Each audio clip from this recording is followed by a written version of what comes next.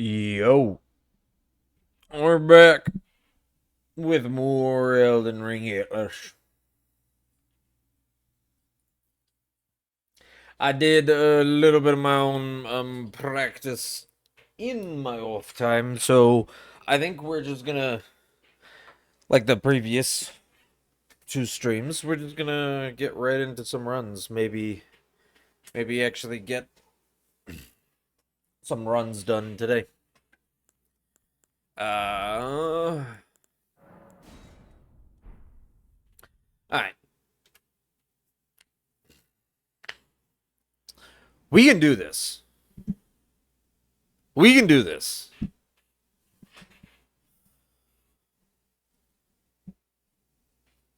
I can do this.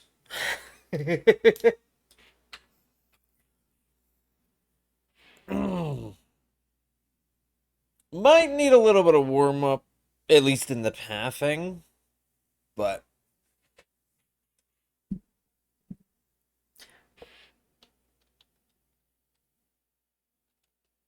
let me make sure live split is working, cause oh my gosh.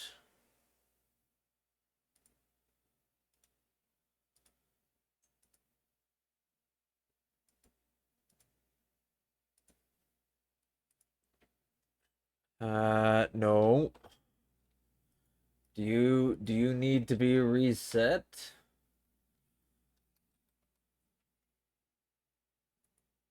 There you go.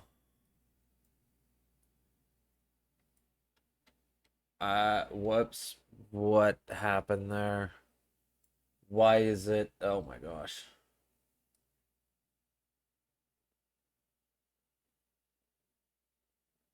Please do not tell me this is somehow messing up my Elden Ring, because last time it was. It is. It is. It is.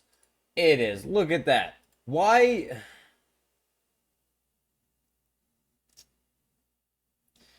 I hate live split.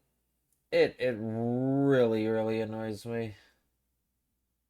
Apparently, it needs to be like this size. If I try to resize it, like if I actively try to resize it, I'm talking like resize the actual program. Apparently, it just decides to fuck up OBS if I resize the actual window. Not resizing it in OBS. It stays exactly the same in OBS. Resizing the window apparently makes it just fuck with everything. Why is that a thing? I don't know. Okay. It is now functioning for Elden. Alright. Well, let's get to it.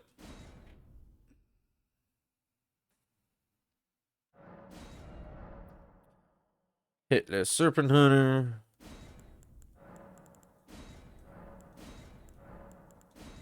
Oh my gosh. Okay, well, I'm already fumbling. Maybe that shows how well of a run it's gonna be.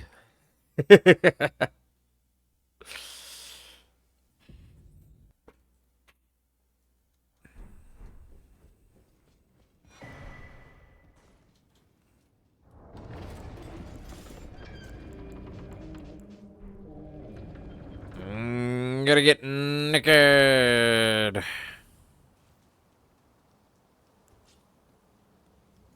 The classic.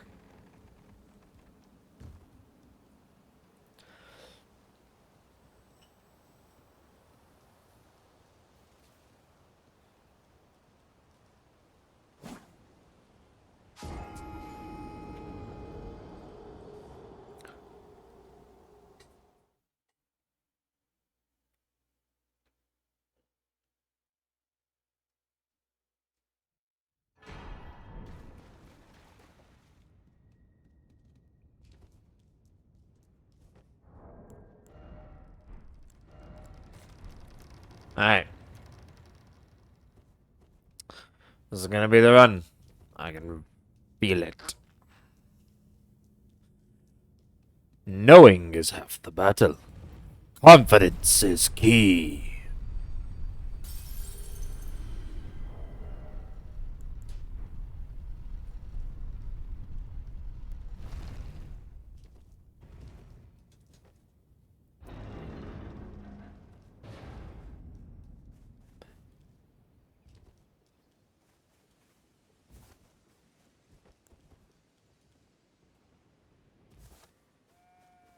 I missed it. Run dead, I missed it. I missed bow cancel. Don't mind, like, the 20 other things that I didn't do that I should have done anyway. It was specifically that bow cancel. That's what got it. And I can also that you're not then wine. I am Carl.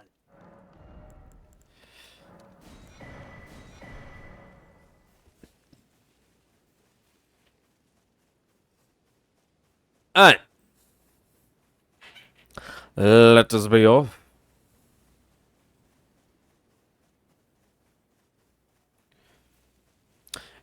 Tree. And bunny.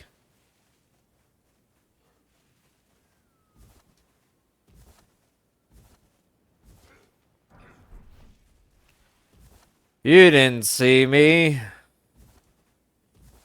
For whatever reason, he chases after me. But he never drains my stamina.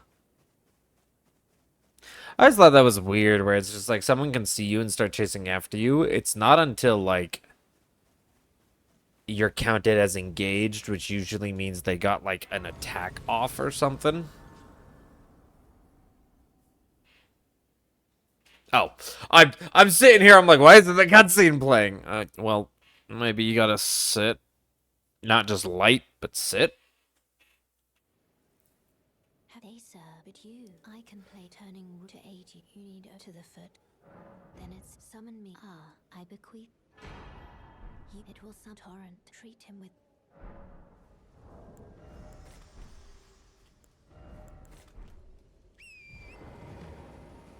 There we go. Horsey acquired.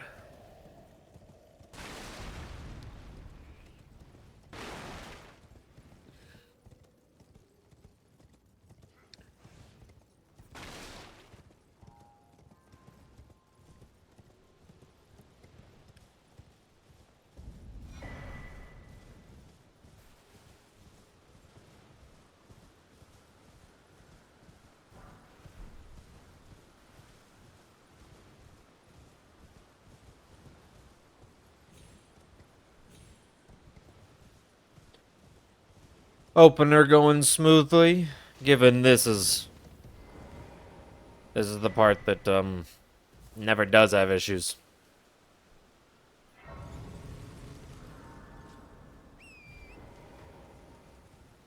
I'd say Bernie is the one where we actually, like, could start having issues.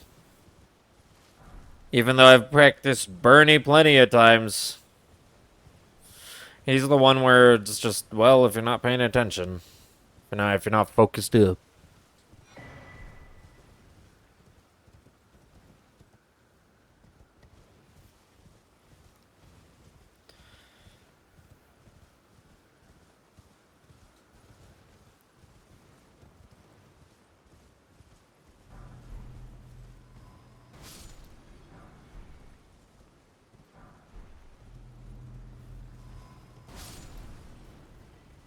I should just skip that one normally. Trying to go for that one is always a chance to aggro the bats. And it's also right next to one of the explodey things, so if you don't pick it up immediately, then you gotta sprint away for the thing to explode and then sprint back.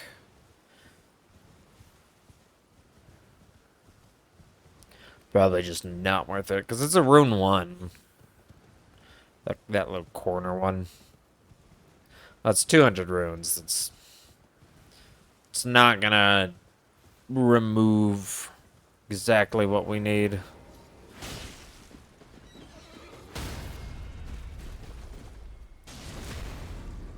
I let him get his golden vow off. He was gonna run away from me. Also, it helps that, wow, he had, golden eyes. Which means you get, like 4 times the runes, I think. Yeah, it's not just, like, double runes. It's, like, 4x runes. It's kind of crazy. But You really only ever see it on, like, the most pitiful things that give you, like, 20 runes. And it's like, oh, they give you 80. It's like, yeah. Don't dally. Give it your all.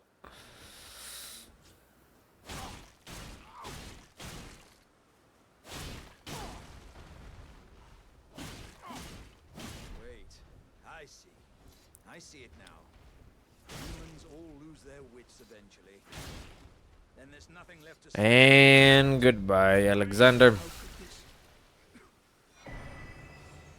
Was my whole existence just a crock?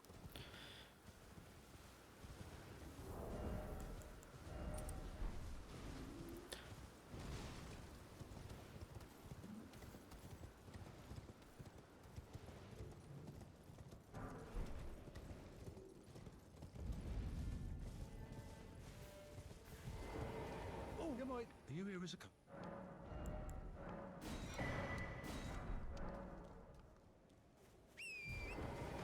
Alright.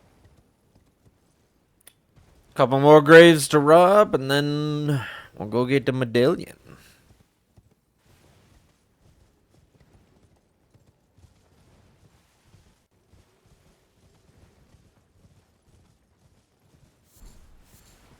Seriously? Ugh. It's annoying when that happens.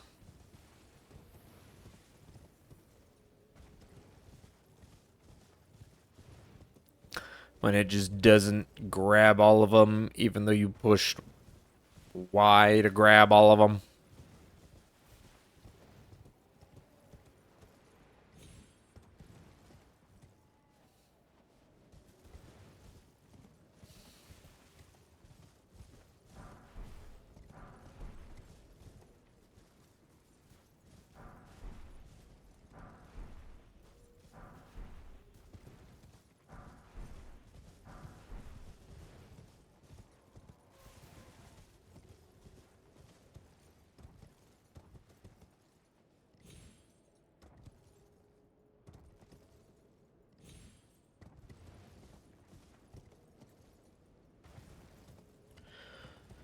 Final grave.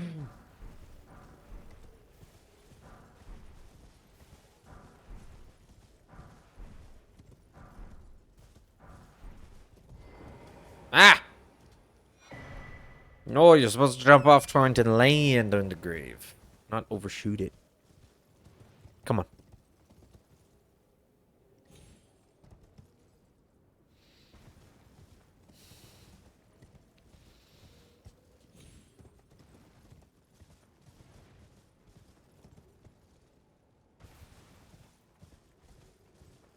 You know, I would love to see what these churches actually looked like before they were ruined. Because, I mean, you think about it, these churches, every single church you go to, it's not just ruined, it's ruined. Like, the entire ground is soil. Grass has grown in it. Like, there's not even, like, foot pavement anymore.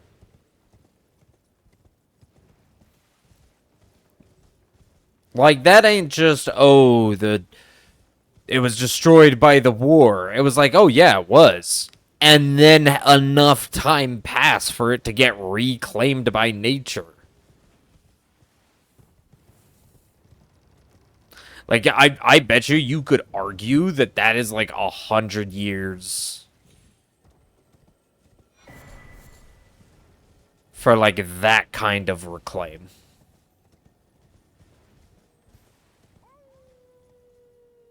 Maybe it could be 50, but, like, still, like, it's...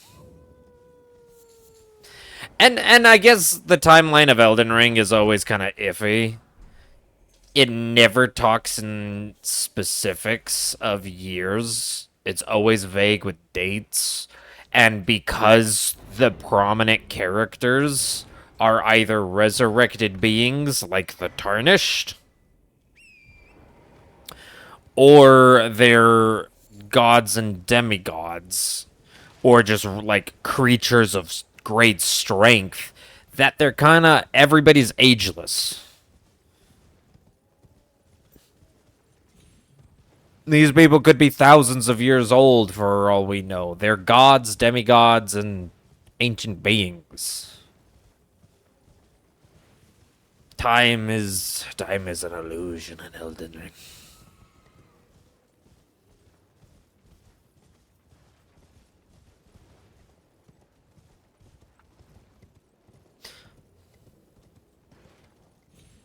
But I've always been fascinated to actually if Miyazaki would ever come out with actual like dates.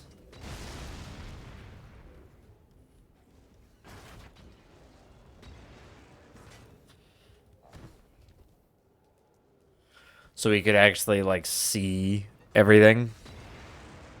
It'd be really cool of like, oh yeah, the Tarnished Migration lasted like 200 years. For 200 years, Tarnished were coming back trying to reclaim the Elden Ring. Like, we don't know. It could be. Vike could have been on year, like, 1, and we could be on, like, year 200.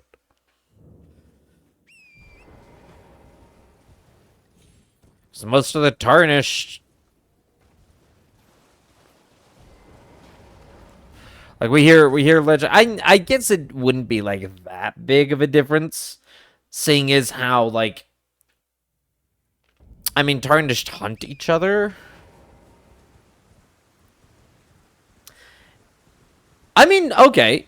See, but here's the thing. Out of a lot of the Tarnished that, like, you're supposed to track down and hunt, like, Vike's original group, because you had Vike, but it actually mentions a couple other, it's like a sort, I can't remember their names. Like, as the lore person, I should know their names, but I don't. But you find their clothing in Lindell. In, like, Lindell's Round Table Hold area.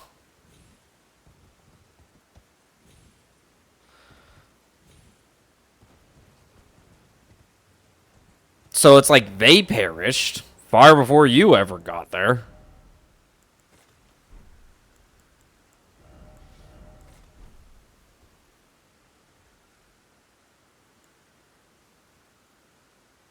So it's like there were Tarnished that died. A lot of the people who lived around Vike's time, a lot of those, like, beginner Tarnished. The first Tarnished to arrive. Like, it talks about most of them as though they're dead or gone. There are a couple of them. Like, for instance, Orin is his name, right? The samurai up in mountaintops who drops rivers of blood. I think it's Orin. Or Ain. Something like that. I believe he's described as like one of the earlier ones, except because he was like one of the first ones that left and joined Moog. Actually, well, he was a Tarnished that came here technically seeking out Moog. Only to, fall to Moog and be corrupted by Moog's blood to serve him. Same thing happened to Eleonora. That's why Yura, hunts her. We're okay. We're going down lore dump, so bear with me. Yura, dude, you meet at the very beginning.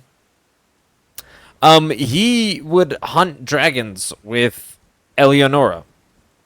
However, Eleonora would hunt them because she partook in dragon communion. Yura did not. Yura is the one that tells you the dragons, those who partake in dragon communion end up being turned into worms. He's the one where you get that tidbit of info. Of why we know, like, all the worms, like Makar and whatnot, why they used to be people who did dragon communion. So he thinks it's nasty. He's just like, nah, I ain't doing that. I don't want there to be a chance that something goes wrong during communion and I get turned into a worm. Nah. But Eleonora did. And they hunted dragons together. Yura, because He was a dragon hunter. Just didn't participate in communion. But then Eleonora, you can definitely tell, was here for other means. She ends up... she's the one that you kill and get the purifying crystal from. Which kind of tells you that she's the one that tried to go fight Moog. Why else would you need his purifying crystal to stop him from sucking out your blood? However, it obviously failed. Because that's when Yora's just like the worst of all of the bloody fingers. And like it's his whole goal to hunt down the bloody fingers and specifically Eleonora. Only he dies to Eleonora. When you finally get to Atlas and you find his dead body, or his dying body,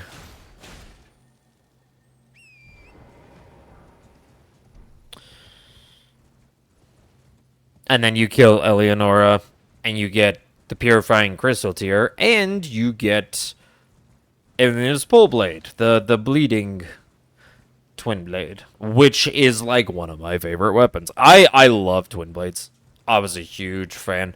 When I did my playthrough for the DLC, I went back through the game, playing it like more like authentically esque, trying to just like do an all boss run.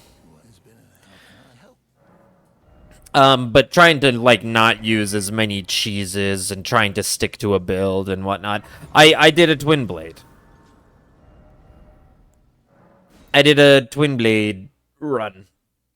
And so Eleanor's pole blade mixed with the, Black Knight's twin blade that you get fairly early on in the DLC. Those were, like, my two blades. Dude, seriously? Was it because I lagged? Was it because I sat out here for, like, half a second? I didn't equip my torch fast enough? I don't know. To determine if you had, it seems torrent, whereas I may. There is, but I can It's like the third time that's happened now. let my hand.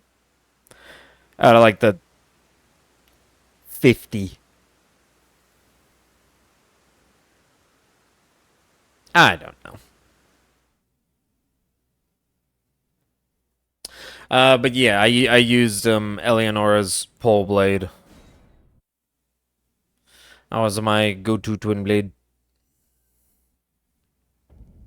Sadly, I didn't find Euphoria immediately. Or, like, I didn't even find it. I beat Consort at Dawn before I found it. Before I found it.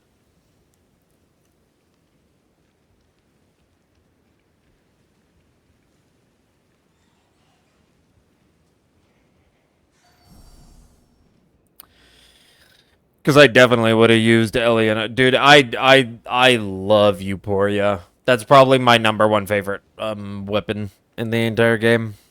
Everybody has weapons they think are strong and weapons that they love. Euphoria is that weapon for me. You just never get to see it because it's literally the last weapon you could ever get. You'd have to be on your way to PCR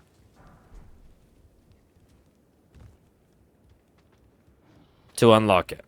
You have to have reached Anir Ilum, which pretty much means you're sitting at the end. Dude, it lights everything up so much when you actually put the torch out. Hey, yo, Bat, thank you. Jeez. Oh, not Warmat. Stormhill. Jeez Louise. But yeah. Yura dies to Eleonora and then, of course, gets his body snatched to try and, you know, get you to go towards the frenzied flame.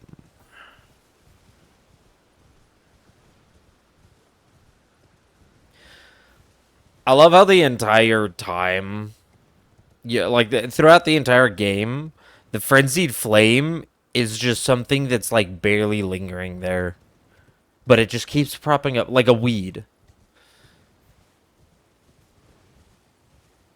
Like it takes its influence right after you leave Limgrave. When Arena, after she dies, it's just like, oh nope, I'm a fire keeper now. A finger maiden.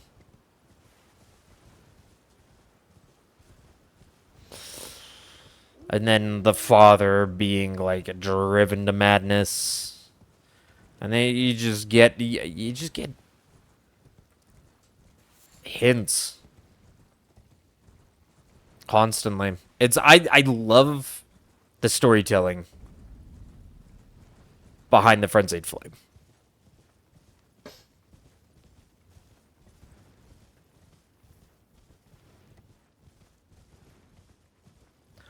Just the subtleness of it.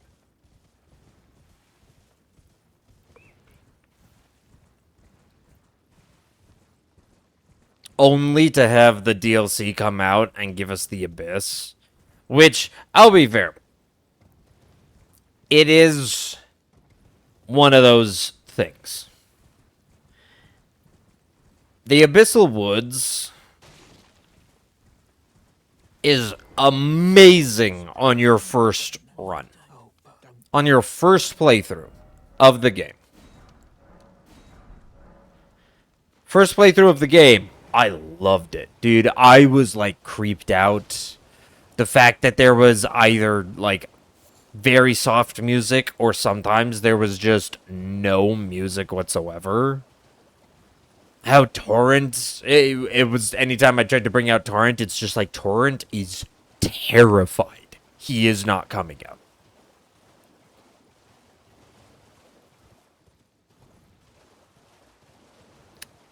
Oh, it gave me a feeling that like no other. And then finding out the enemies that you had to sneak past, kind of turning the game into a little bit of a horror game, which is a genre I love.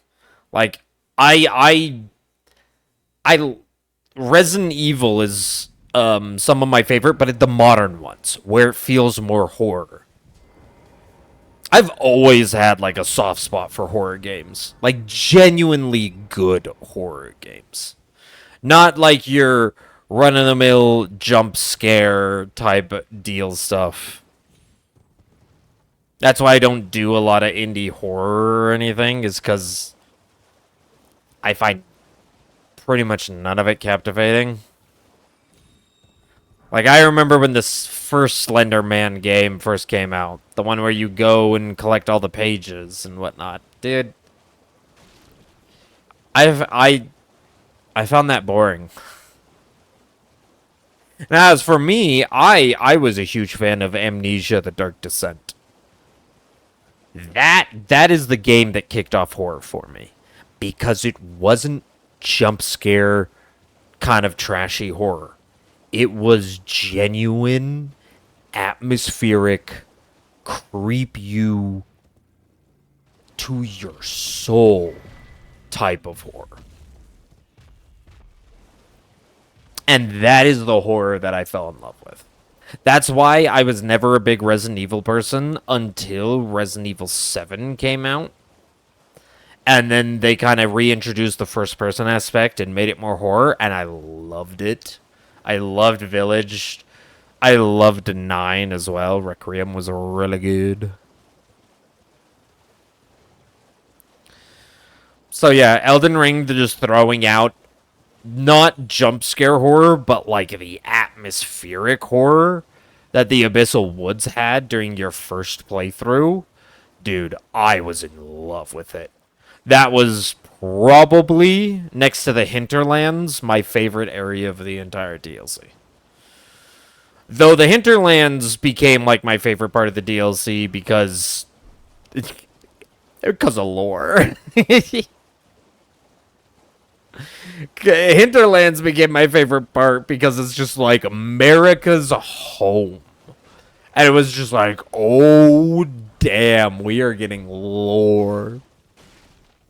Also, Midra was like one of the best bosses in the game. I'm gonna be fair. I have a very weird favorite DLC boss. It's very weird. I think most people actually hate it. It's Dancing Lion. I loved Dancing Lion. It was the first boss I faced. The first like major boss. Which I think that was the case for most of them. Maybe a couple people hit up Renala first, but I did Dancing Lion first. Dude, I loved it. I loved it. And I still love it. Surprisingly, I'm not sure if I'm really good at the fight anymore because I haven't practiced. I haven't practiced or fought like any of the DLC bosses in quite some time. I've just been doing tons of base game.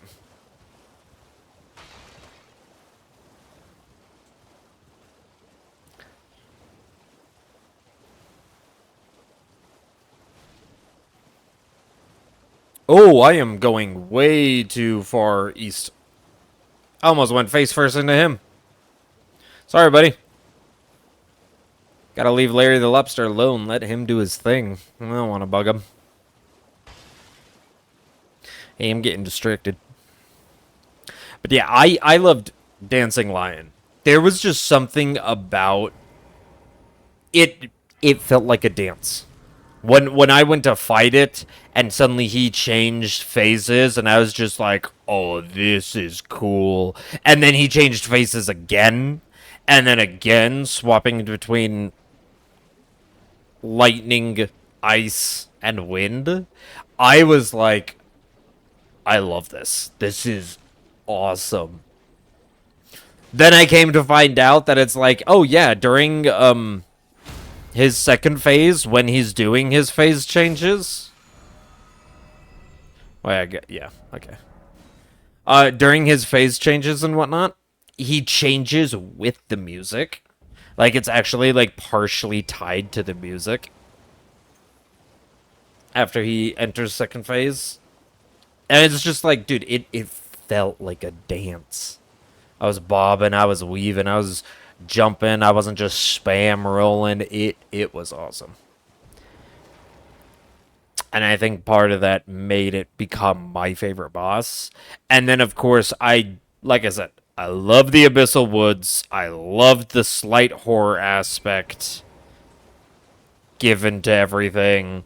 And the chaotic flame, the chaotic frenzied flame has always been, lore-wise, something I've been very interested in. Midra definitely just became, like, my favorite. At that point, it was just like, how could I not love Midra? And the boss fight's just good. It's so much better than Consort. It's so much better than Consort. Consort is literally just like, roll, roll, roll, one hit. Roll, roll, roll, one hit. And I'm like, brother, are we back in like a Demon Souls or Dark Souls 1? I thought we moved on from like the just roll hit. Midra, I'm like finding opportunities. I'm moving around him. I'm crouching under his attacks. I'm jumping some of his attacks. Like, I love bosses that allow you to do so many different things in fighting them. Show me, and I'll consider. I'm not in love with you. You're a first.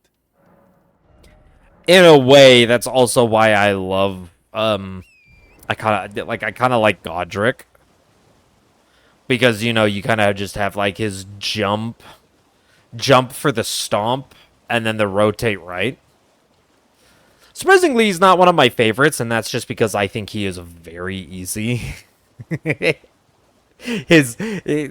I like that you don't just roll everything, you can do other stuff. I like that. But the fact that it's like, he's like an open book on every one of his attacks, it's like, okay. You are very to steady such, please. He just kind of seems... Brave most time. You are no volcano. If you take all of the good stuff of Elden Ring, that means like, oh, no, they check all the boxes. They're like a good boss. They have good move sets. They, you can jump dodge things. You can crouch onto certain attacks. You can pivot left or right to dodge. Like, you don't just have to roll. When they check all those boxes, you count it as a good, like, that's a good boss. Godfrey is like the white chicken Starbucks of the good bosses. Like the basic bitch. Still, like, still a good boss. He is one of the good bosses. Because he has, like, all of the cool aspects to him that allow you to fight him in many different ways. And that is how I don't level here. What am I doing? That is what I judge as being a good boss. Is like, how many different things can I do with this boss? How many different ways can I deal with him? And the fact that more, like, experimenting and doing other things helps. Ugh. That's what I count as a good boss. Godfrey's just very easy. Alright, Bernie. Give me the good shit. Is this what grace would have of us? Are you kidding me? Well, yep, that's the warm-up I needed. That was the warm-up I needed.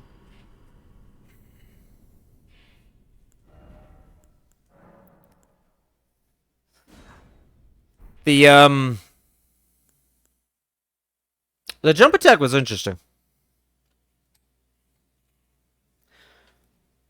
I rarely ever see him do a jump attack.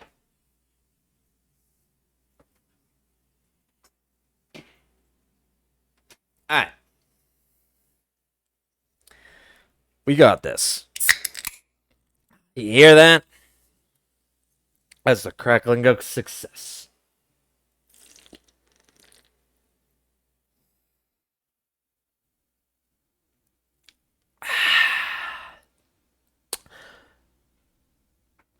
That's what success sounds like.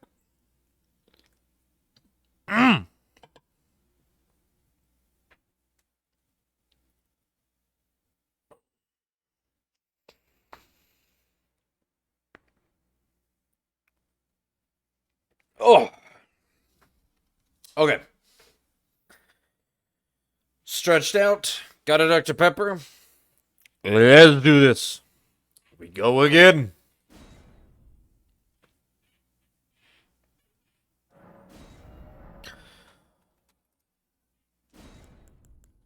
Kind of sucks having a PB1. I feel no urge to continue a run after a single hit. Oh, but you could what? Tie my PB? Yeah, that's what I thought. No.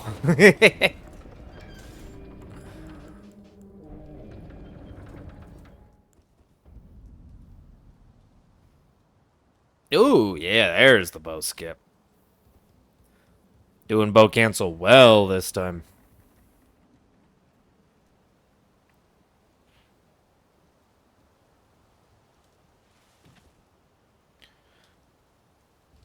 Oh, well,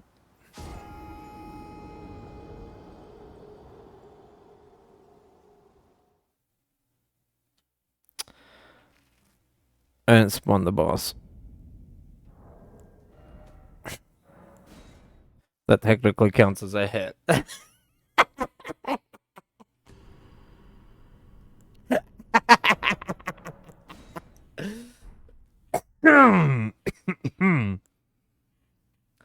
Let's run that back.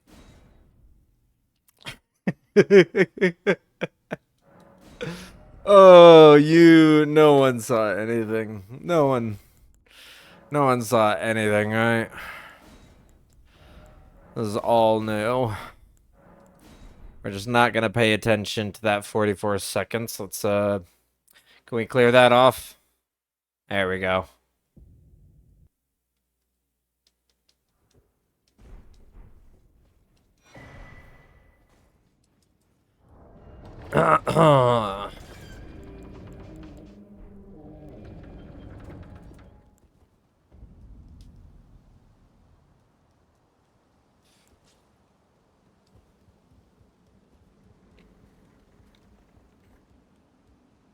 Yeah, the jump I take right here is a really tight.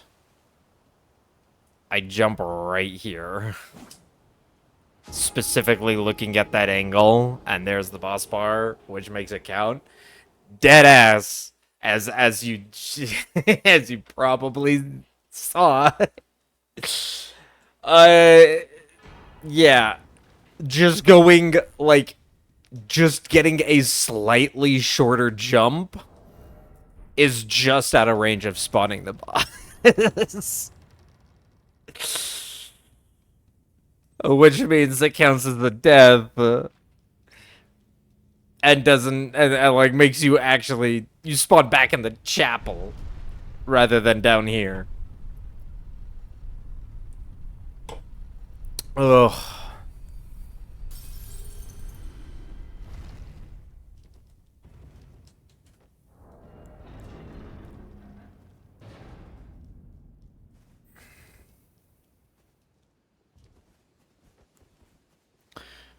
Are we 2 for 2? Nope, we aren't. Sad day. No 2-fer. Only a 1-fer.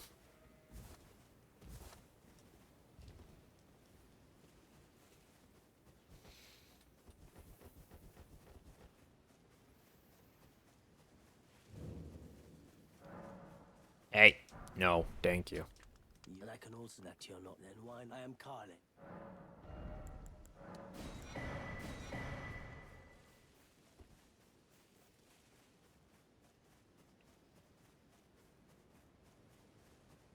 But yeah, I was, as I was saying before, all of that, all of that funny business happened. Yeah, there's just something about it. Dancing Lion is my favorite boss, with Midra being second. And Godfrey hitting all the checkboxes of, you know, ways to fight him. In terms of, like, it's not just a roll fest with a single window for an R1. Looking at you, consort. That it's an actual, like, no, you can jump attack here, and depending on your weapon and its speed, you can jump hit even. You can sidestep here, you can roll this, you can sidestep to the left, you can sidestep to the right on this attack. I can play turning to 80 and to the foot. With the only problem being that he's just a basic bitch. He's way too easy. Treat him with He's like, he's... turn your left Why am I leveling up? What am I doing? He is kind of baby's first intro to like learning the advanced techniques.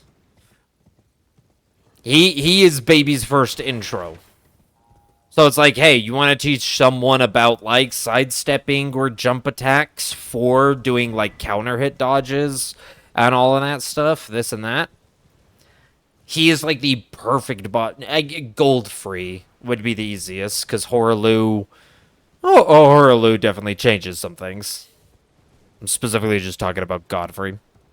So yeah, Goldfree is just, like, beautiful. But very, very basic. He's a basic bitch. While Midra's just like, nothing about him is basic. but he still hits all of those things. It's like there's attacks you can jump, there's attacks you can roll, there's attacks you can crouch under. His, like, cool little helicopter move, you can crouch under that one and dodge the whole thing by just, sucking on his toes. Kind of the same thing with Melania's waterfowl. You just give those toes a little bit of a tickle. Although that's not my justification for saying waterfowl's a good move. It is not. It is not. But yeah, no, like that's why. Midge is just so good. But then there's something about the Divine Beast.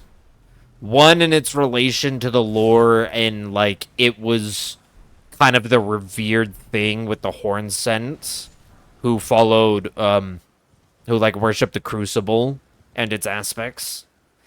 Also, with their way of like, it's so interesting to look at what they mastered. They mastered the nature elements. Wind, lightning, and ice. Like, I don't know, man. They had some masteries going on. But then also the music, dude. Divine Beasts score, cinema. I love Divine Beasts music. And then combine that with the dragon that feels like it's actually dancing to the music. And then also combine the fact that, well, it actually... Part of it is it will actually do phase transitions on beat with its music. I don't believe the initial one, but I believe, like, the follow-ups, if you fight it for long enough time in its second phase, when it starts just swapping between all of them constantly, it will do it, like, on the beat with music. And I fucking love it. It feels like a dance. Wait, I see it now. Shit. I messed it up. And there's nothing left to say except I am Iron Fist Alex. I can't believe I can't believe I messed that up and almost. Oh.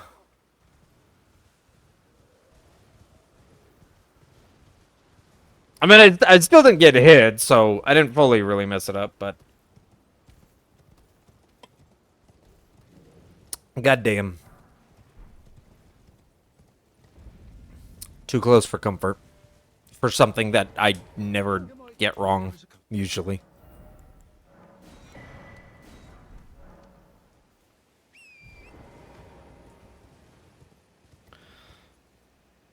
Now, hold on. Sorry about that. Okay, yeah, so it's just like, something about Dancing Lion still just makes it top for me.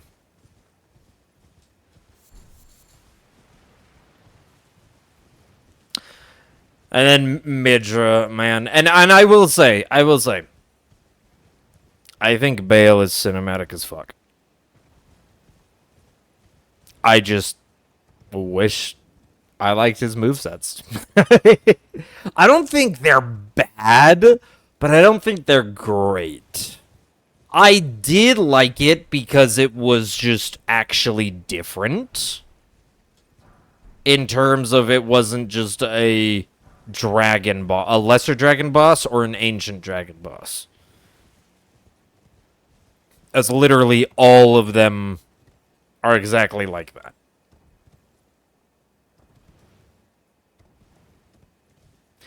It's like, okay, he actually has completely different... He's better than Placidus X. I'll say that.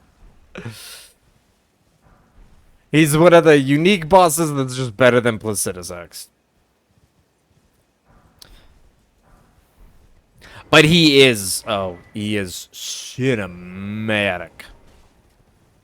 And no one can ever argue that the curse you bear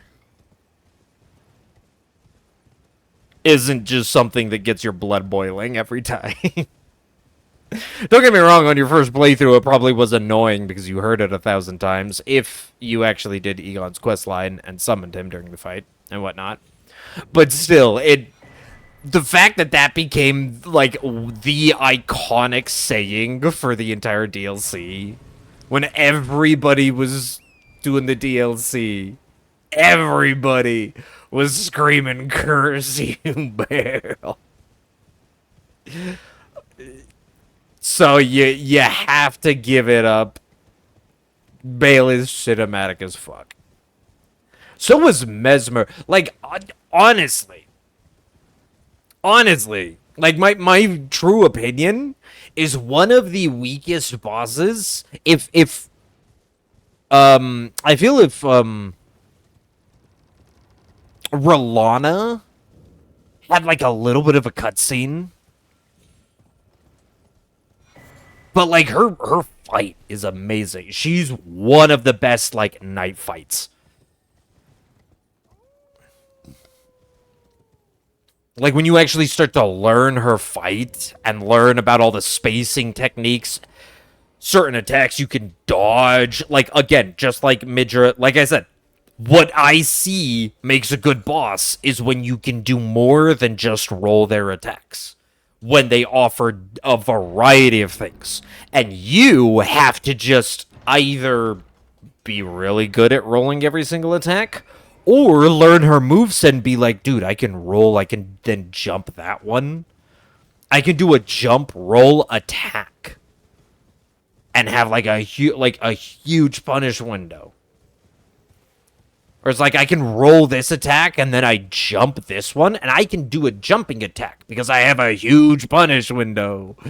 Things like that, it's just like, dude, that's when you find a way to actually fight the bosses, not just roll and hit once. That's what makes a good boss, in my opinion. That's one of my biggest criterias for making a good boss.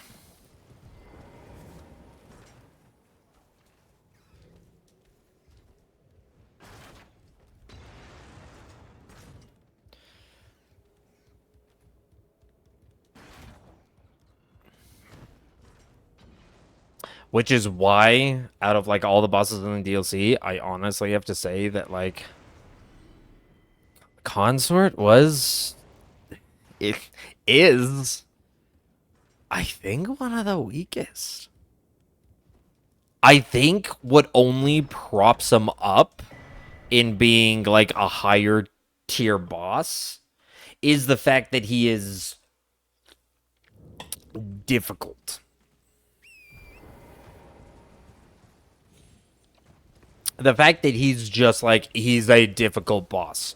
The only thing you can do is roll and wait for that one punish window after each attack combo and whatnot. But it is still difficult of like, oh, he will have things that just catch you. Like you do have to pay attention. And if he catches you, ooh, he hurts. But then you get to his second phase, and he has, like, the bullshit little light things that just nick you for a tiny bit of damage because you rolled ever so slightly wrong, and the hitboxes of them are ever so slightly delayed. And then it's just like, oh, fuck you, now he hits you with a full combo, and you're dead. Because you got nicked by a little bit of piece of light. It's like, dude. I don't know. It's cool to see him aura farm, and when you first see him there, and you're just like, what was, like, Mikola was planning this? And whatnot, as a lore nerd who, like, did everybody's quest lines and whatnot. But other than that, yeah, no, it's just kind of...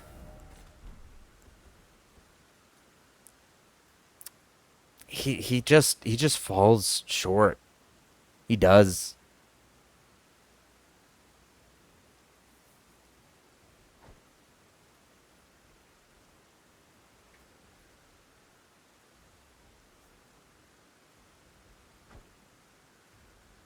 Alright, give me that money.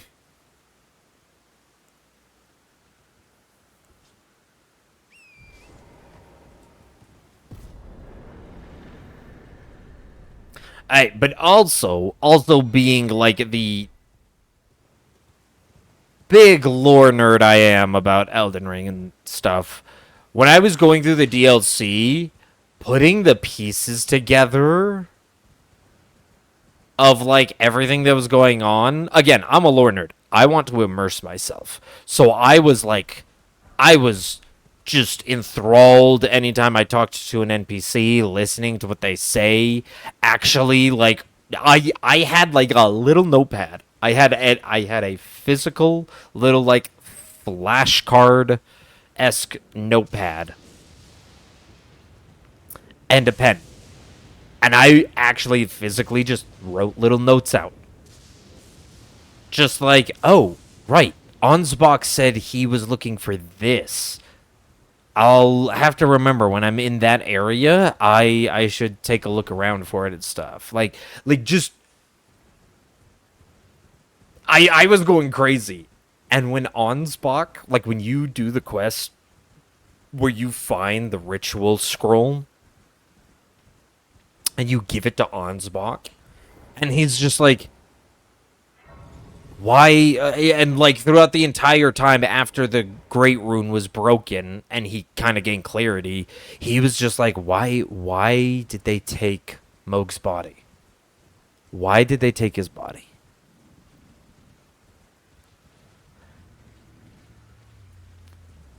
And all of these like other things, and then that ritual comes up and is like, oh no, they can join a body and spirit. Oh no. And you're just like, what? And so my first thing was like, I was kind of along with the meme of just like, hey, Moog beating those allegations. He ain't the Moog Lester anymore. He's the Moog Lested. People thought, wow, Moog really took his like half brother. Moog really kidnapped his half brother, who like is cursed with eternal youth and looks like a child, and says he's gonna be my consort. Only for it to turn out like no. Turns out Mikola was this evil mastermind. He's just like, no, Radon is my consort. Moog, I just need your body. Like, I need your flesh. Your soul is nothing to me. And then when Ansbach is, like, furious, because Ansbach was a bloody finger. He used to follow Moog before he got enthralled by Mikola, before the rune broke and everything. So he's to just watch Ansbach just become furious that he's just like, he looks at you, the one who killed Moog, and he has no hatred towards you. Ansbach says, yeah, I do not have any disdain for you. You were on your path to become Elden Lord. Like, you were doing all of this. I get it.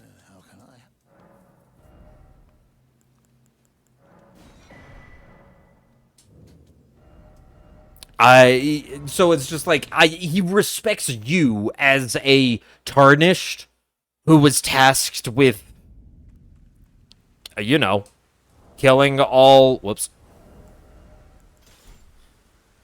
killing the demigods and getting their great runes and whatnot. He's just like, it was part of your duty. I get it. Like, I am not mad.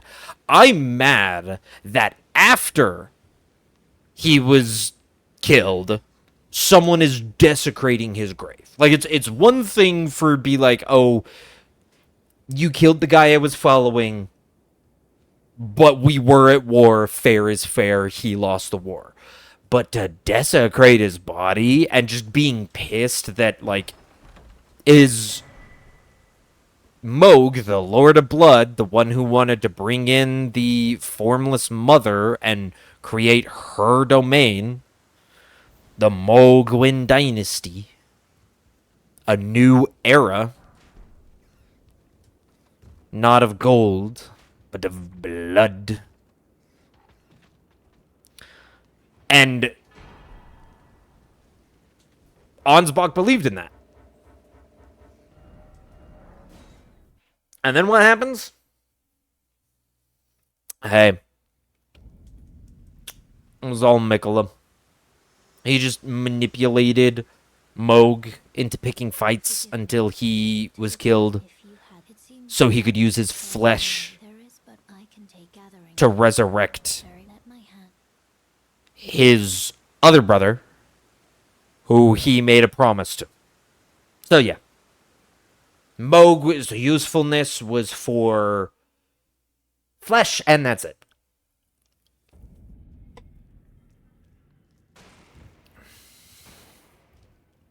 And you gotta understand, Radon didn't want to become Mikola's consort. Which is why he sent... Oh, what am I doing? I'm going to Liurnia. I was straight up sitting here just like, wow, I'm already back to Bernie? No, I'm not. I gotta go do all of Raya's shit first. Getting ahead of myself.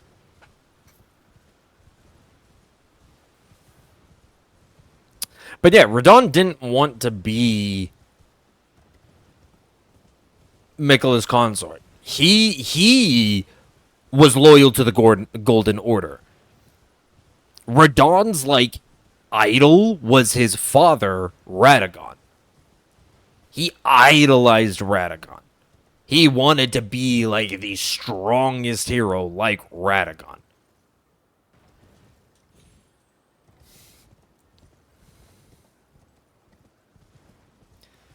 And he's just like, yeah, no, fuck you, Mikola. I'm with the Golden Order. I'm all for this. I mean, I guess he's not, like, really with the Golden Order, but, like, kind of. But he... And so that's why Mikola's just like, okay, Melania, go kill him. And then I'll resurrect him with his mind under my control. That way, I can have my promised consort. Except Melania fails. Melania fails. Radon doesn't die. He lives on. He's too angry to die. He just lives on. Meanwhile, Mikola figured that would go smoothly. And so he starts enacting the second stage of his plan, where he charms Moog into taking him away. You surprised no matter why don't.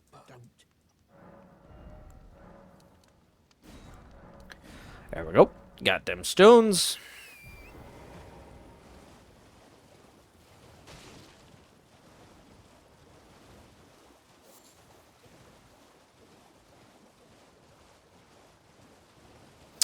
But yeah, so it's like, okay, so he already enacted his plan. Moog came and stole him away, but that was all part of it because that was, through this, like, blood ritual was the only way Mikola was able to enter the Realm of Shadow.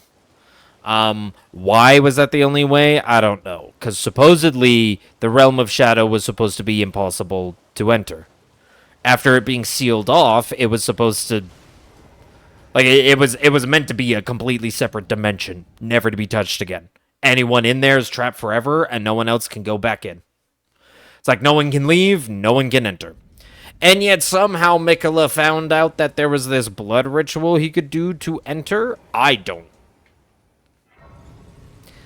Even as the lore person, God's me why you can access the Shadow Realm through this blood ritual.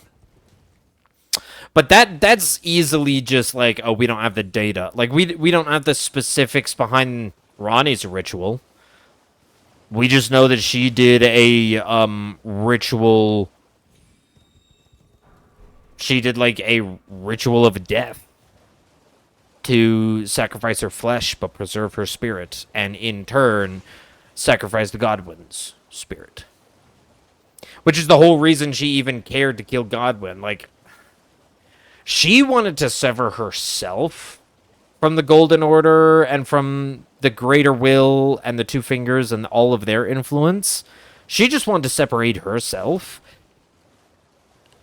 Killing Godwin was probably just the cherry on top of, like, I need to kill another demigod, someone of equal, like, power, in order to perform this ritual.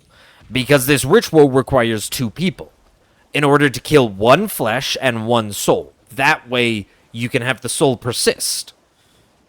And she needed her soul to persist, but she needed... I don't know why I was going to grab that, Grace. I don't need to.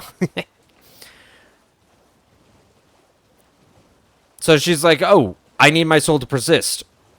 Two birds with one stone. Let's kill Mama's favorite... Well, not even Mama's favorite, because Ronnie's Mama's Ronaldo. But, let's be fair. As the Radagon and Marika are the same person is a secret that nobody knows. Like, you, the Tarnished, figure it out, but it's, like, pretty much a very hidden, kept secret. Ronnie probably didn't know that Marika and Radagon are two of the same being. All she probably sees is, hey, my dad left my mom to go be with that bitch Marika. Oh, and it turns out I need to kill my Empyrean, sacrifice my Empyrean flesh, but keep my soul alive without, like, severing it from the rebirth of the Erd Tree and the Crucible. The Erd Tree that has taken the abilities of the Crucible. So yeah, it's like two birds, one stone of, like, I found a ritual that can separate my soul from my body. However, it needs another sacrifice to kill their soul and keep their body while it can kill my body and soul. And I get to get revenge on that bitch Marika who stole my daddy. That Ronnie was probably just like, yeah, Godwin? Okay. Hey,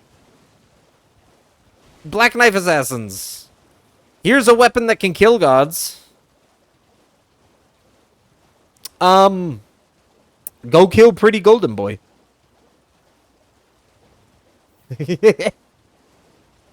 Sounds pretty dubious to me.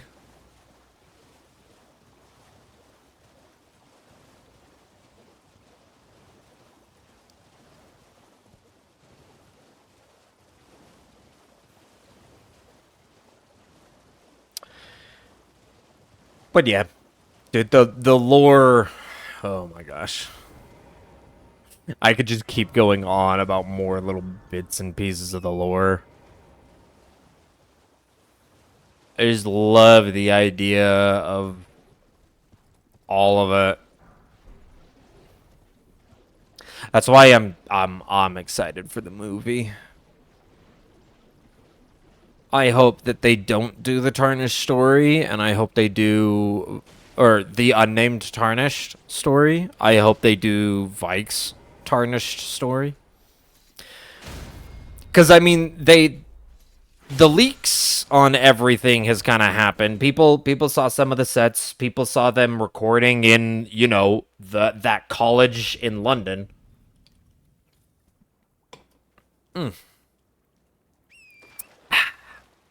Excuse me, Crab. So it's like a little bit of the leaks. I do like how there's been like 0 leaks since that filming is done. And it's just like, oh yeah, they hard for there to not be leaks when you're filming at like a very big like main university and it's just closed down for like the couple of days while you're filming and whatnot. And then you gotta fuck off to like what I hear they're doing for at least Limgrave's filming location. It's supposed to be a lot of those like rolling green hills of like the English countryside. Is kind of what it's supposed to be modeled after. Which I mean kind of matches. But that's where they're doing Limgrave filming. I have no idea. Dude, I want to find out what locations they have for certain areas. Like where's their where's their Liurnia gonna be? If the Limgrave is like the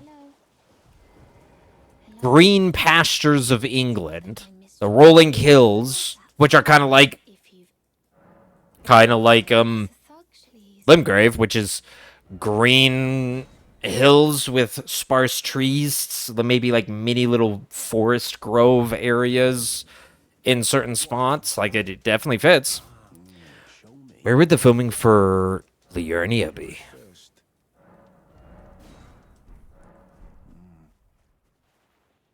No, come on.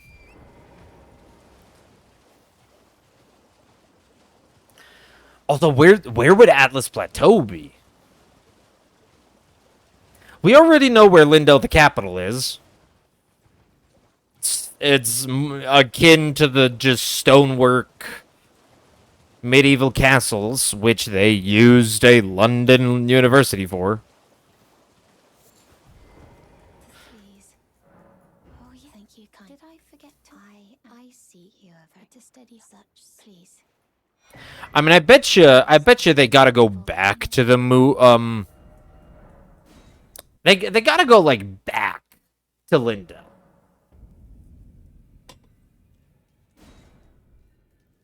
Like the scenes we were seeing them were like the opening scenes with like the Dung Eater, and then there were scenes of like Merica and Child Morgott walking down, and that was like it. So it's like, okay, we got like the intro sequence. We got like the intro sequence that we get that from the Dung Eater leak. And we got young Morgott, so like a flashback. Because it was like an 8-year-old kid with a horn on, which is supposed to be like young blonde-haired Morgott. Because I feel Moog was like the black-haired brother, while Morgott was like the blonde brother. Yeah, like that just feels right. Right? Like when you think of them as young children before their horns were growing like crazy, before they, like, when they were mostly human. All right, Bernie, be nice to me this time. Thank you, Bernie.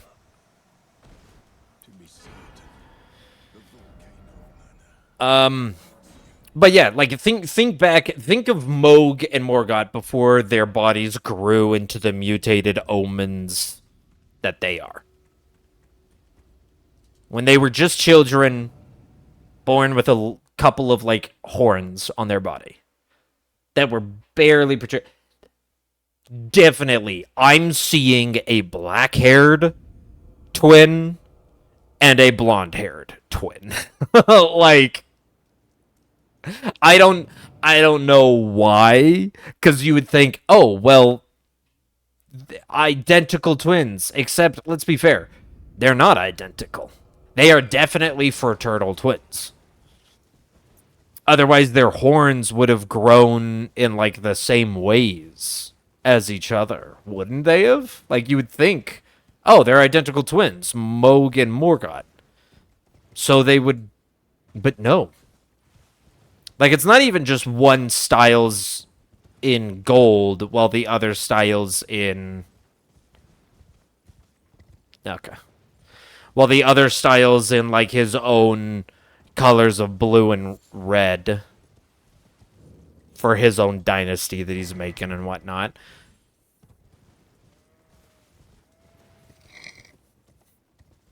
It also feels that like Morgott maybe kept his horns like groomed slightly better, while Moog just didn't care. Hence why Moog literally had a horn grow into his eye. Like, if you ever look at Moog's model, his horn grows into his left eye. And it's just like, ugh.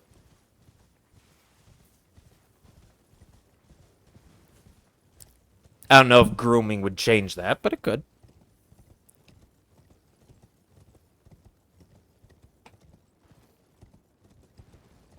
But that, anyway, the scene, the leak scene from the Elden Ring movie of that. And in terms, those are the only type of leaks I like. Where it's just like, here's some of the aesthetics. Clips no longer than like 5 seconds. Of just like, ooh, look at this, look at that. And then that's it. No big spoilers. It's just like, oh, we know there's gonna be a flashback, I guess, because there was a Kid Morgott. That is, to me, those type of leaks aren't too big of a deal. Like, I don't see those as a bad thing. If anything, that just kind of gives me a little bit of courage of like, okay, they're being accurate.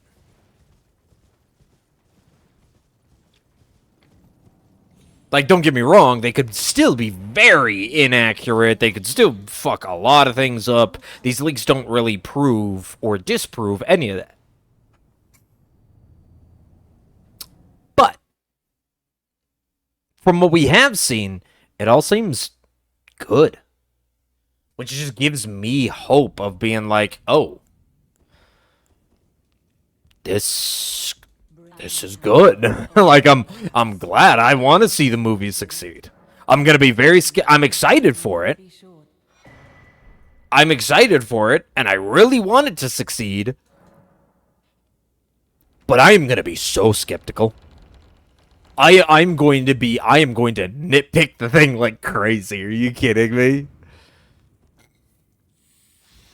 Like, I don't get that, where like some people have just been like, I can sit here and say, I'm excited for the movie. I can't wait for it. And everybody's like reaction is just like, yeah, watch it be bad. Oh, you're just going to praise it no matter what because you love Elden Ring. And it's just like, when did those become synonyms?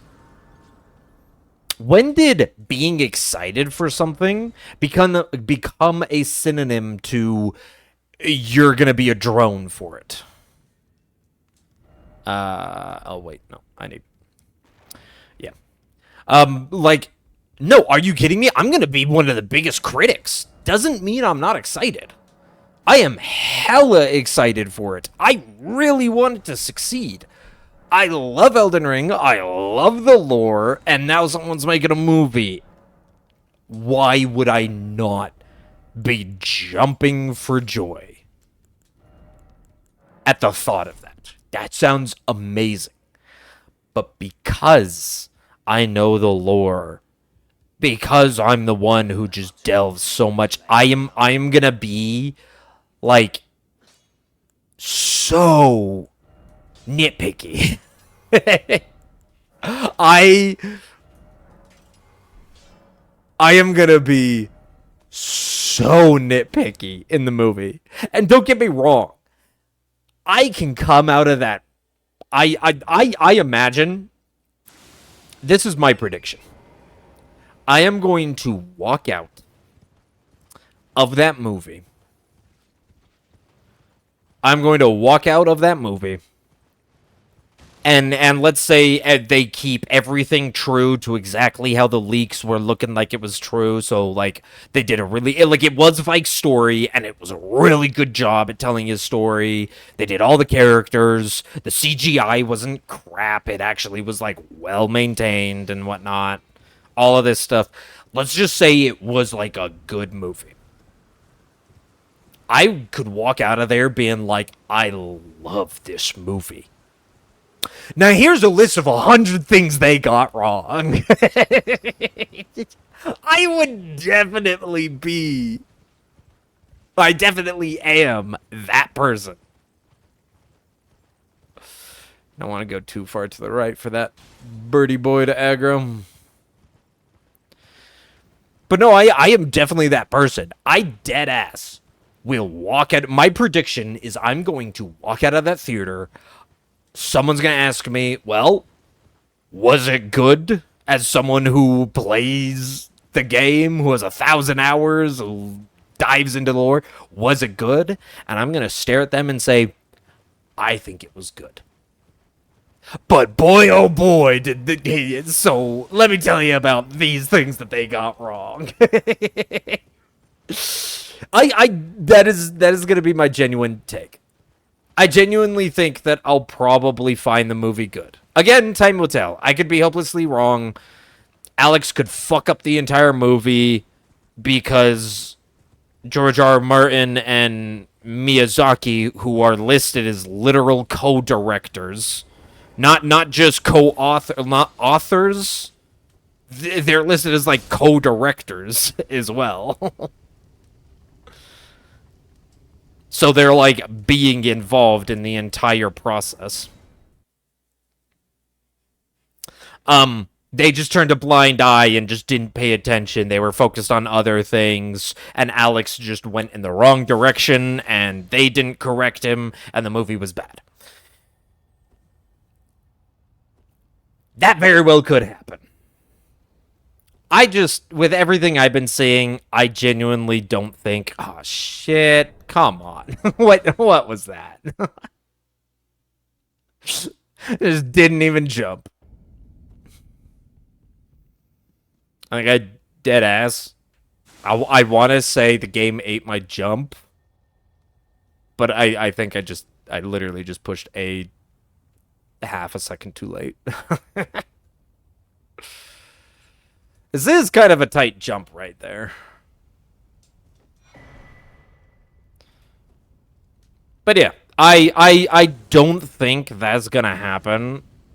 I think we're going to have a genuinely, like, good movie.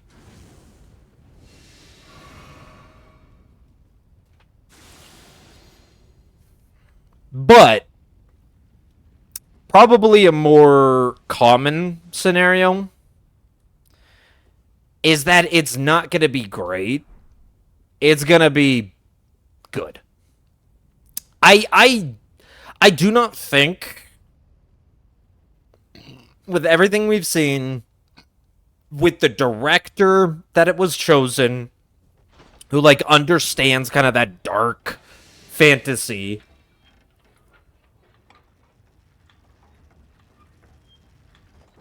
I think everything pointed is so far been pointing in the right direction. Maybe not the perfect direction, but the right direction. But that means that it very well could just come out to be mediocre. It is very, very possible. And genuinely, I think that's what most people think. I think most people... I mean, I think there's a fair amount of people who are probably, like, Hollywood coded. Or, sorry, I guess not Hollywood coded isn't right. Well, what would be the right... Hollywood decoded? Oh, I didn't sell. I'm gonna go do that. I knew I was forgetting something when I put those Ashes of War on. I was just like, I do something more here, but I didn't. I was just like, how am I stuck at 20 and not 27 in strength? What? Sell. Yeah, I forgot to do this. Don't mind me.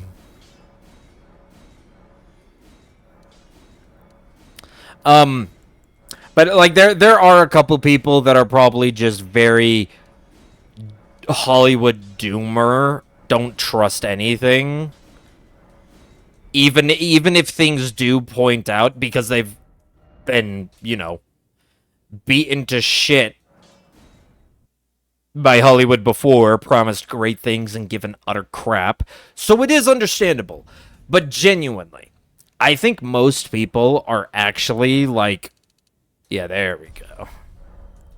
I think most people are actually worried, not that it's going to be bad, but that it is just going to be painfully mediocre. There we go. I think that's what a lot of people worry about, is that it will be painfully mediocre. People want it. I want it to be like the next Elden or the next Lord of the Rings. I want it to spurn such like excitement into people who have never played the game and just tell a good story in a very compelling world, because the world is very compelling and unique. It's not like taken from every other thing that you already know about. Like it is its own compelling fantasy world. It just needs to grab people's attention. That is the big thing. And I fear that it will be painfully mediocre, which will grab zero people's attention, which means it's just going to be a big, like, boohoo burger and nobody cares. And that ultimately, even though the movie itself was just okay, people are going to say it was bad because expectations.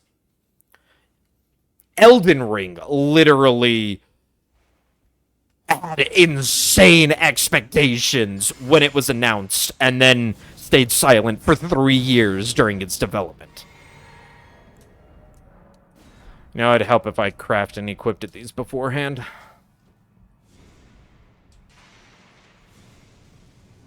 Yes! I love it when you give me the good stuff.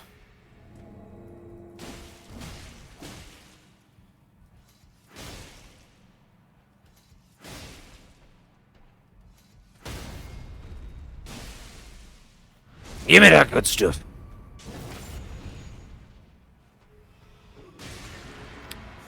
But yeah, so, like, I think people are now expecting that. It's like Elden Ring had insane expectations. Oh, shit. Did I do something wrong? I think I did. Yep. I don't know why I panic rolled there. What did I do wrong? Did one of my buffs run out because I just...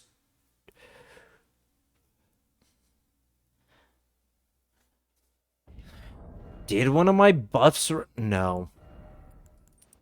Dude. This is like the third time I've done that. It's like the third time I have done that.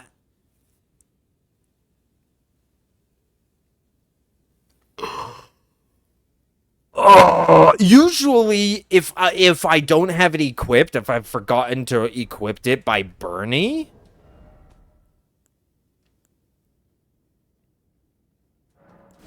Bernie usually is my cue because I can see that his life total doesn't match what it normally should match. Oh my gosh. I knew immediately when I saw it, I'm like, this doesn't seem right. And then when I saw that last HP, I was just like, this doesn't... I should have just mogged. I should have just mogged. Alright, let's go again.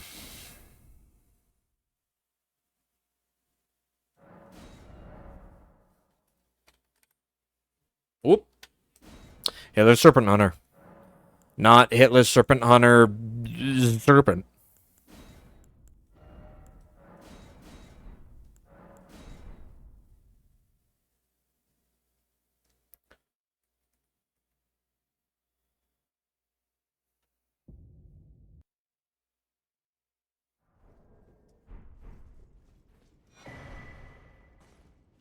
But yeah, going back to conversation. I have high hopes for the Elden Ring movie. I hope that it's good. I hope that it accurately expresses just the unique, amazing world. Here's what I hope, and again, this is big expectations. I hope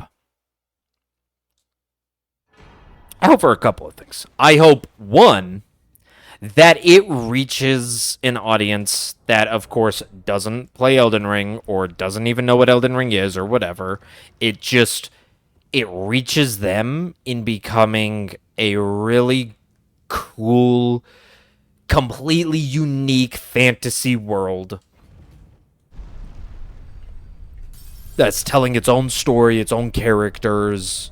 It's not trying to follow the rules like most fantasy things. Take Tolkien as a huge example, using elves and dwarves. Like, no, it's its own fantasy world. I would love for that fantasy world to actually grip the attention of people. It would be awesome if people who didn't know anything about Elden Ring saw the commercials for this movie, said, that kind of looks like Lord of the Rings. And then go and watch it and just be like, oh my gosh, a new fantasy? Like a new medieval, like, dark fantasy?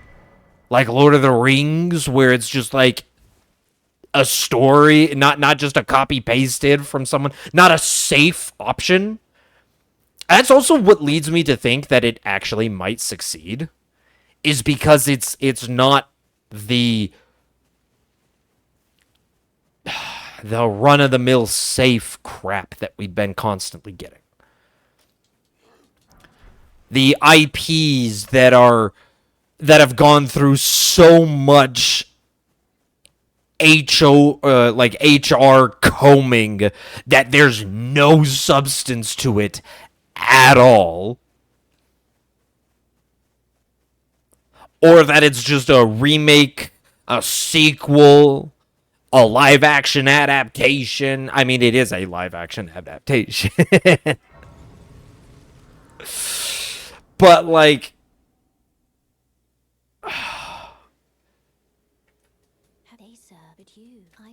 I think everybody gets what I mean when it's just like it all just feels, any unique or continuation of IP has just felt completely soulless. Again, like an HR team combed over it 1,000 times, literally making it go bald so there's nothing left.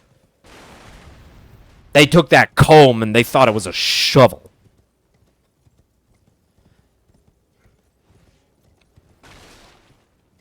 Like, there's...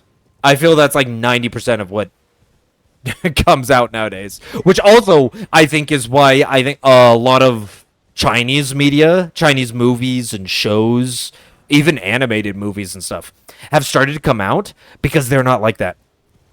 They actually, like, tell cool, compelling stories. They aren't combed into oblivion. They're showing a taste of reality, not a taste of baby-proofing media for 30 and 40-year-olds. It's like, come on. And I hope it doesn't do that. But judging by everything that we've seen, it doesn't seem like it's gonna. Like, it's not even, like, on that same track.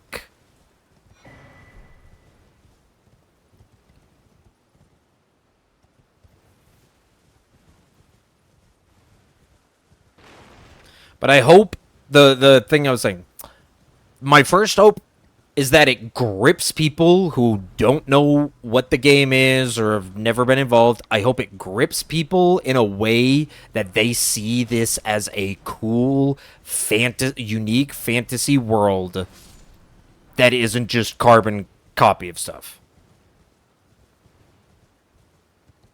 Like, deadass,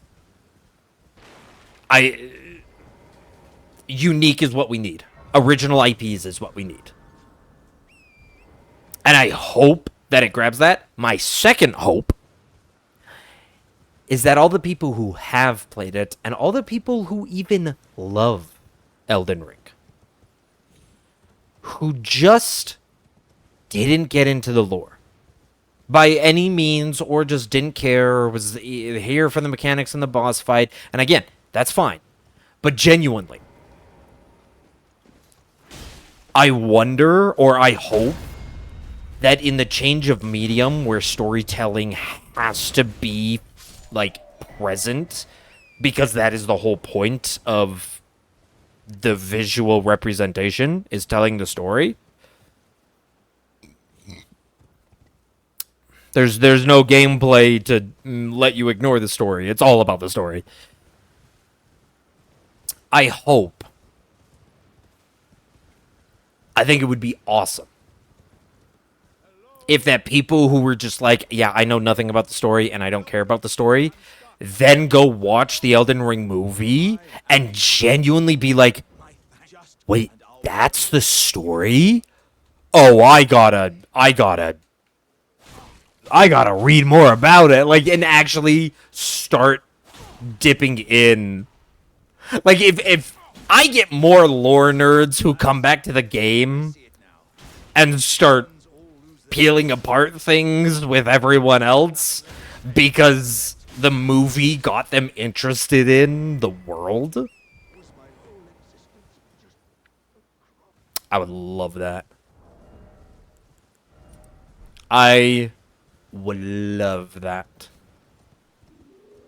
I hate it when he goes in the middle, because he can do a like 180 head bonk. So going in front of him or going behind him is just still iffy. But yeah, those are like the main two things I hope for. I hope that it will get people, new people, who don't play video games, don't know what it is. It will get them interested, being like, this is a cool, unique fantasy world. Like, in its own lore, its own stuff, its own world building. Like Tolkien was with Lord of the Rings. Or George Lucas with Star Wars. Like an actual unique IP. That, yeah, it takes inspiration from plenty of things, but isn't just like 50% Control-C, Control-V. And I hope it can captivate people like that. And then I hope it can captivate the people who didn't care about this story and suddenly be like, oh, damn, the story's good, and actually get people into the story.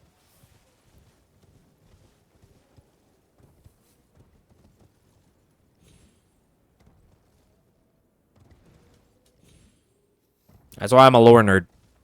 I just I sit here and I speedrun and challenge run Souls games, and I love Elden Ring, and I'm doing all this crazy shit for Elden Ring.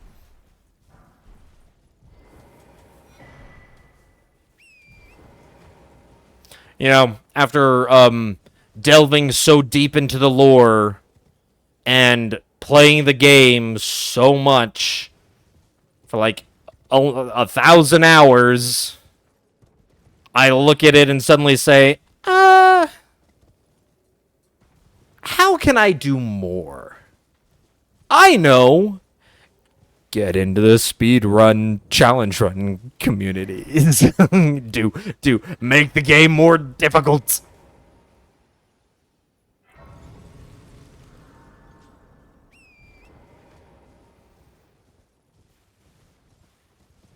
Join every community about every different aspect about Elden Ring.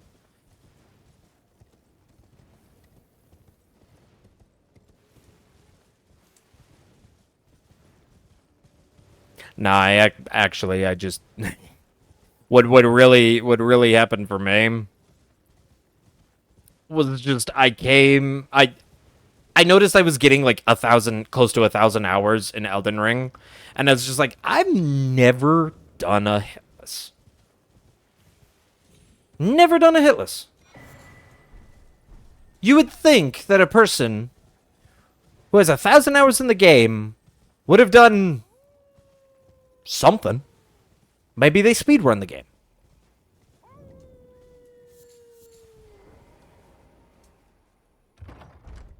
You would think. And I would think. Which is why I've been like, I've done other challenges. I have even like done, like, not really done, but like mimed speedruns and thought about speedruns and watched a ton of speedruns. And then done a bunch of challenges, like the Overloaded. I've done build challenges, like Pyro Only. And that was before I was doing it for content or streaming. I was doing, like, Incantation Only or Pyro Only or whatever. Certain build runs. It really got to be like, I have 1,000 hours in this game, and I've never done hitless? I should get a hitless under my belt. I've watched people do hitless. I've just never done one myself. And I was just like, it's a little crazy. So, that's what made me start up my hitless. You know. 9 months ago. To which I ended up getting a PP1 and was like, ooh, I like this. This is good.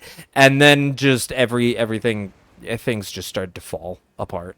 Things just started to fall apart. And by fall apart, I mean, like, oh, suddenly there was other things that I wanted to do. And then, like, Silk Song came out. And then, like, you know, I was doing challenge runs in Silk Song.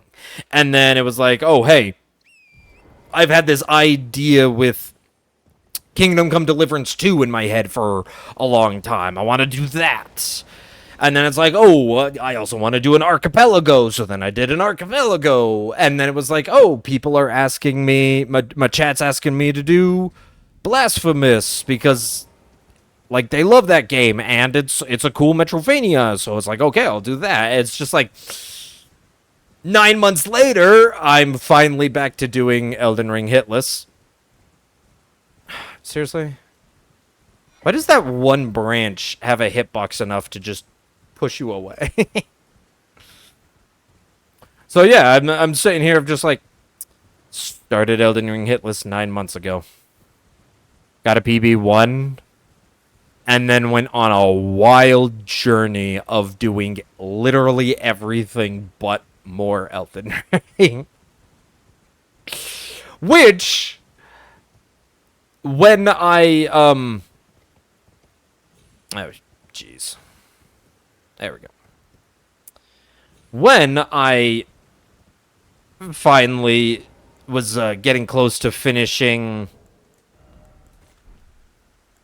Blasphemous, I was dead ass sitting here like, okay, I need to play Elden Ring. It's just been too long. I need to do Elden Ring. I need to do something in Elden Ring. I have an urge that was not being met. Because I had just not played Elden Ring for so long. To be fair, right before I did the Blasphemous playthrough, I was doing an Archie. I was doing an Archipelago, and I had Dark Souls 3 in there. So I was getting a little bit of my Souls urge scratched. That Souls itch.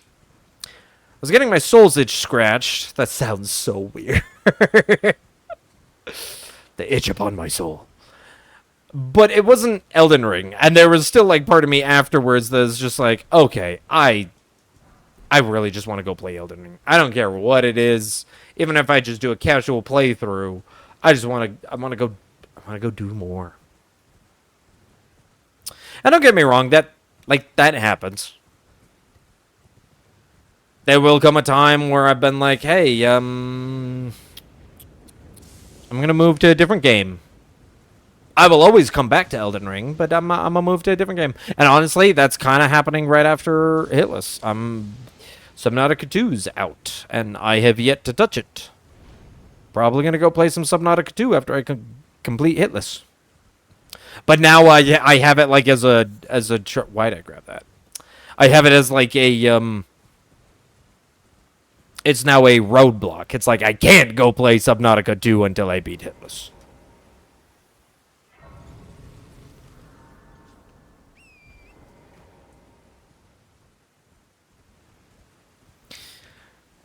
But yeah, so it's like, hey, I gotta get Hitless under my belt. I got other stuff. First video on my YouTube channel is an overloaded run.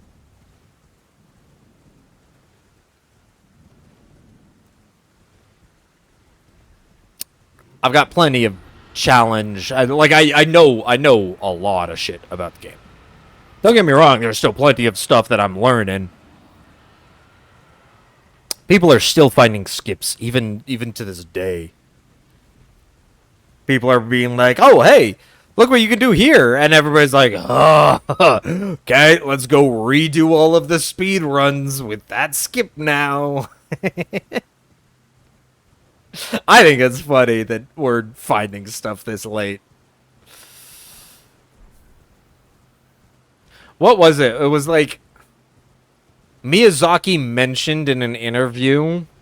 This doesn't really deal with speed running or whatnot, but I think it was Miyazaki who mentioned it in an interview when the Shadow of the Erd Tree DLC happened. So still like 2 years ago.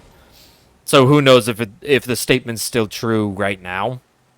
But when like the Shadow of the Erd Tree dropped, in one of his interviews, I believe, I could be wrong on this, but I'm pretty sure in one of his interviews he said, yeah, there's still stuff in Elden Ring people have not discovered. Like talking about the base game. It's like, yeah, there's still things people haven't discovered in the game. And I'm still sitting there like, what?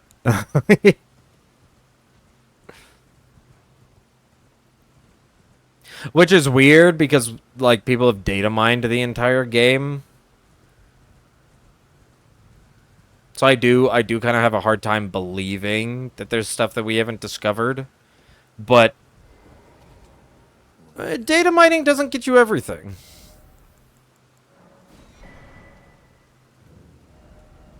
Like data mining didn't find any of the skips that have been found in the last year. Hell, I guess also when it comes to data mining is that like you gotta look where to mine. And I think a lot of people are still discovering new places of like, oh, we've never actually looked at the code in this area.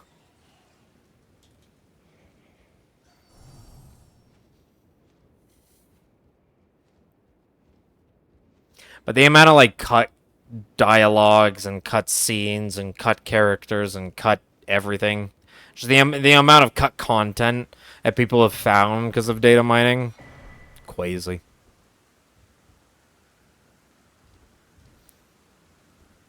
I don't know. I also look at cut content as not canon. Maybe it can give an idea, a perspective, like a new perspective on how to look at things, how they currently are. But it is not canon. It is cut content. It's not in the game. It is not intended to be like that. Can you actually get, like, back there? I just realized that there's, like, a decent gap between the wood and the actual, like, stone wall. It almost feels like you could get back there.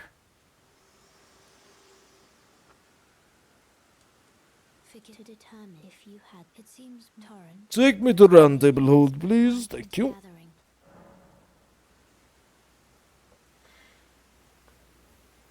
Very well. Let my hand.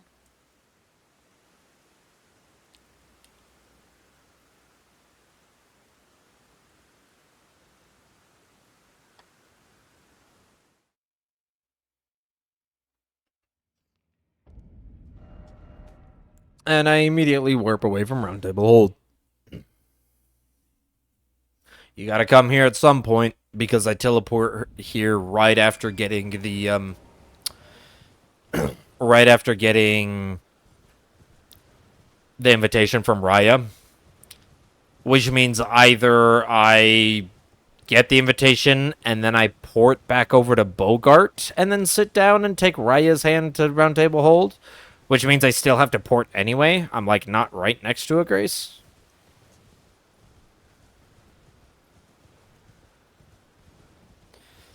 So it's just like, at some point between that and going to Dragon Barrow. And it's like, well, that's the first Grace that we kind of, like, port away from to get out of the fort. Might as well just sit there.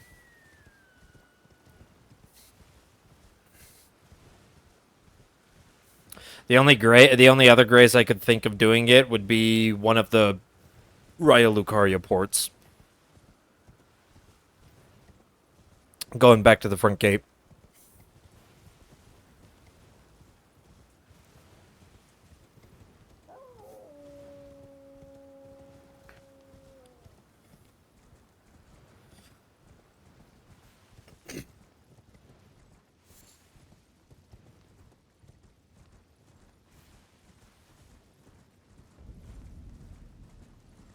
The journey of the lakes.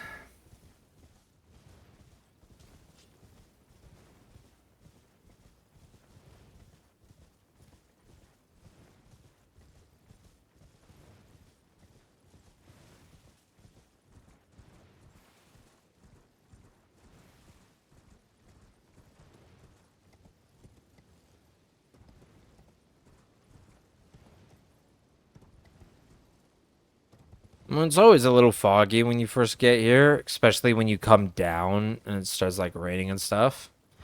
But when you get, like, a clear day and you sit up there right as you come out from Stormvale Castle.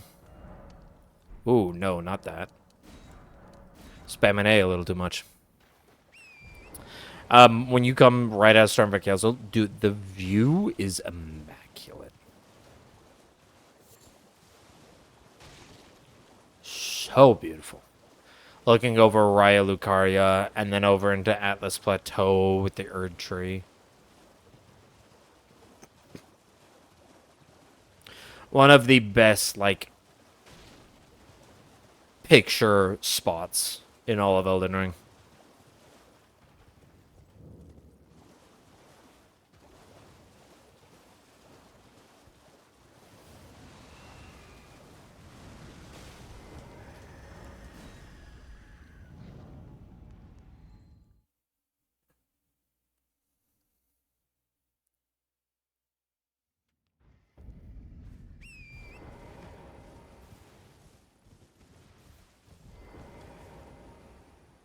I could do it, like, here.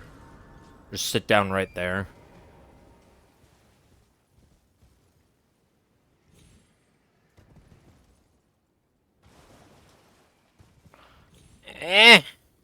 Get over the rock torrent.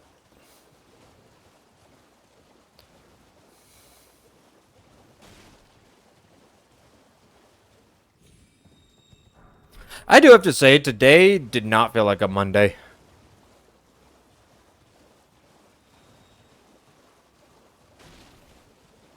Memorial weekend got me, like, messed up.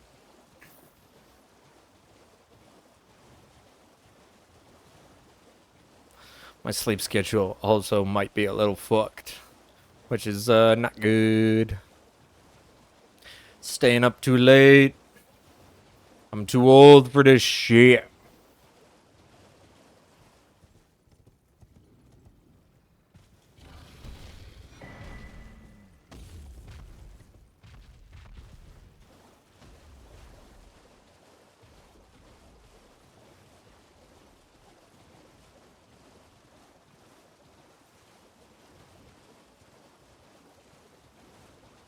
Just go pop some balloons.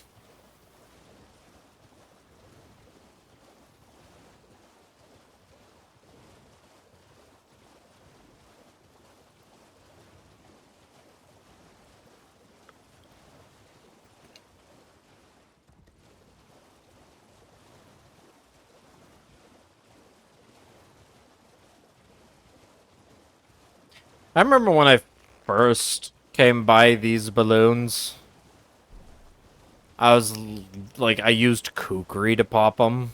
Because I was just like, oh, I want something I can hit from range, pop them, and just keep running without aggroing anything. And my first thought was like, oh, well, we get a bunch of kukri, so check the kukri.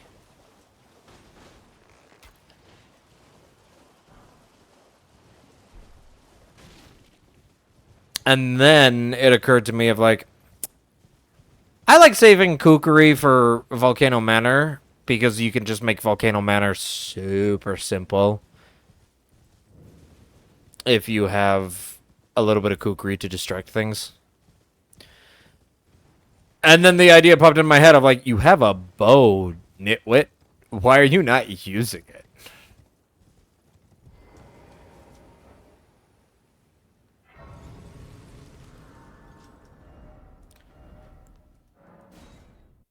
I do not like that I was in combat for just half a second.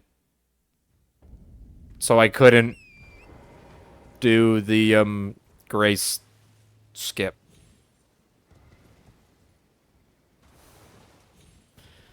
Teleport grace thingamabob. You know what I mean.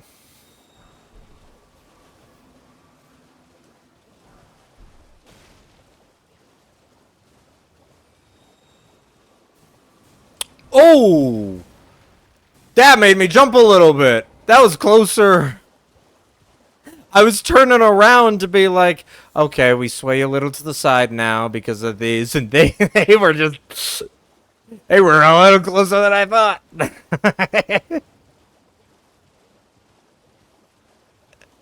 I'm not focusing up. They never get that close because I sweat like I do this. You sway just like a little bit to the left after they shoot initially. Because they can catch up to you in speed, but they can't turn. So you literally just sway slightly, and they just go way off course. And I think I just was going straight and was just like, oh, I swayed. Let me look behind just in case. Glad I did. I did not sway.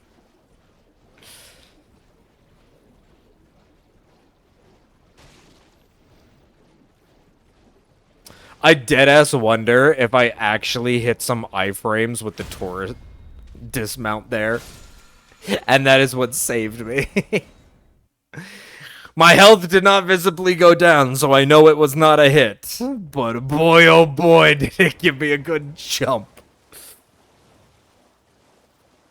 They also actually... They could have been further away because my camera was angled like this. Which obviously made it look like they were really close. They could have been further away, and just my camera angle made them look closer. As a possibility.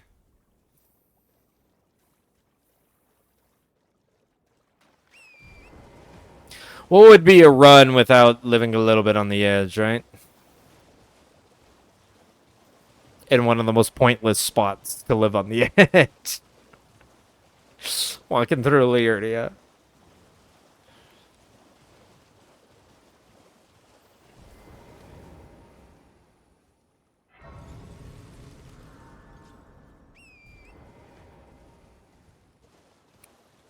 Alright, Raya.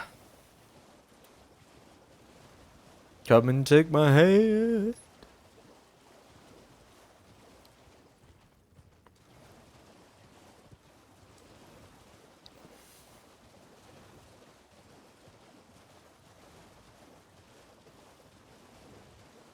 Hello.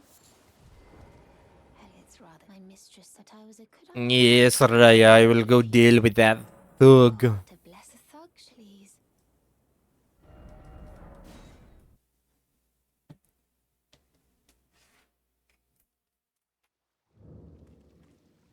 What are you trying to stop? Show me Give me the necklace, you thug. first.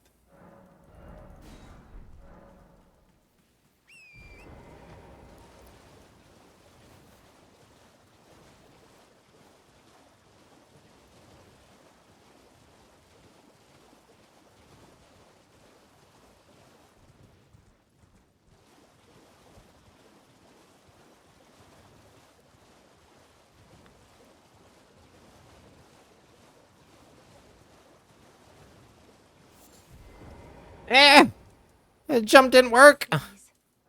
I got it, Ram. I get your pendant. I see you are very to steady such. Please. Brave most time. But you are no volcano. Please stop, brave tarnished.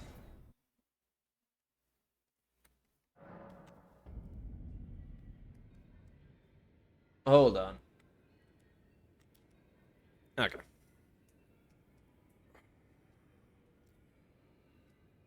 I'm almost out of duct paper again.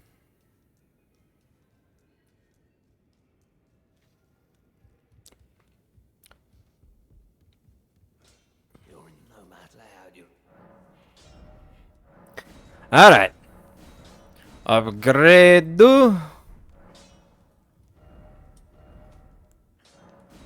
Bernie.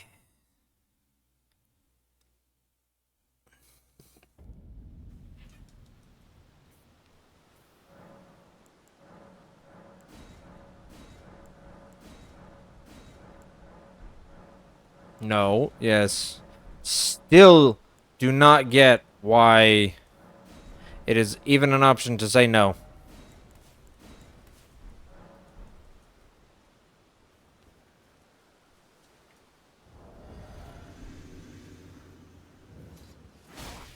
What's wrong with you?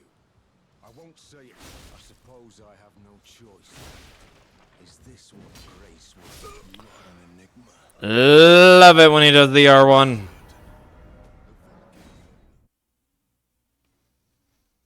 Such a good R1.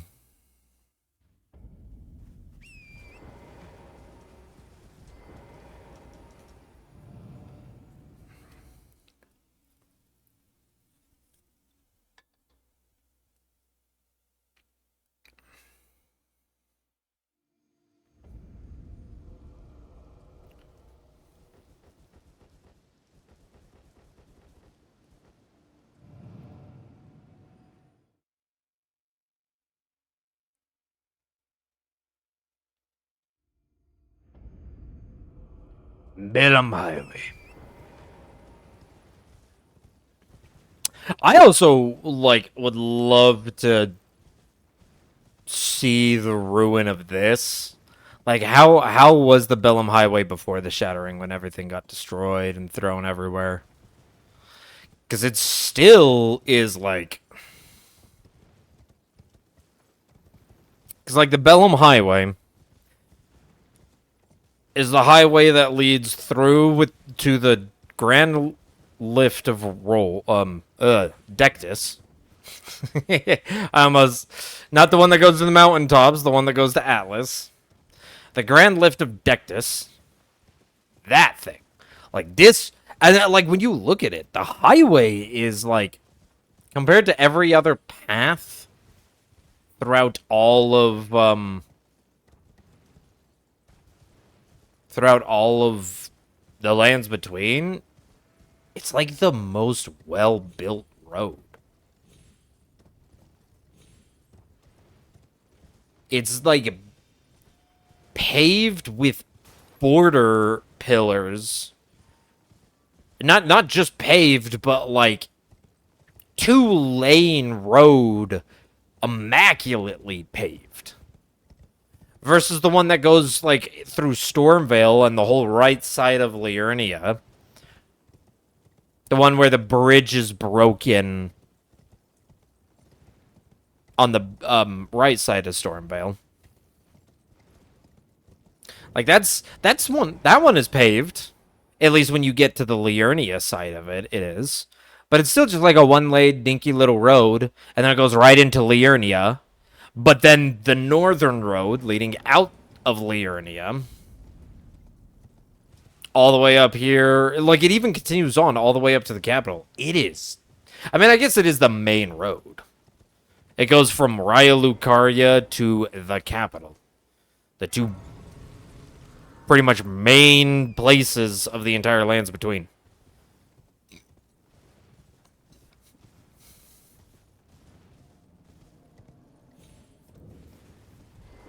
Like, let's be fair.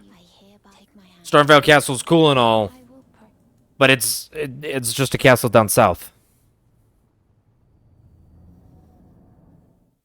It's bigger than the Redmane Fort or the Mountaintop Fort.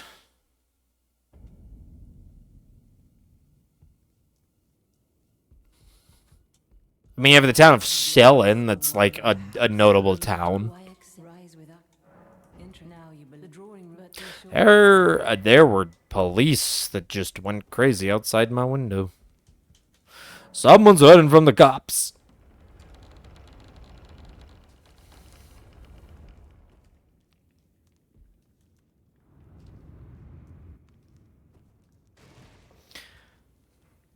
Okay, you gonna aggro? You still aggro? I don't know how to get that thing to not take stamina. I've done it before. And I feel it's a way of how I approach it with the Beast Torch. So I don't know how. But it always takes stamina. It's always a little annoying.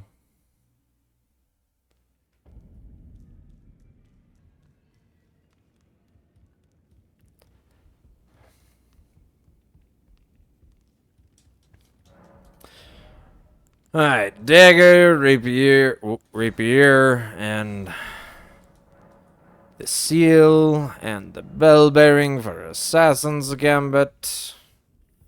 And now, remember to sell this time. Totally forgot I had to come back and sell later.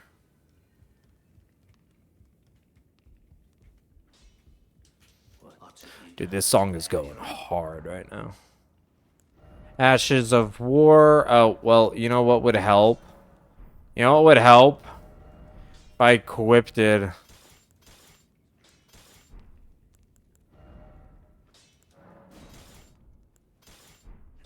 There we go. Give you that. Give you that. And give you that. Now let's sell.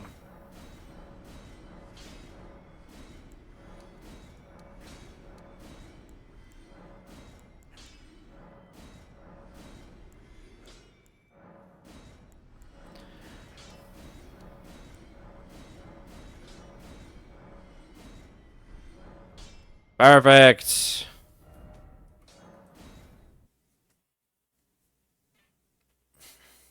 Let's go get Flame.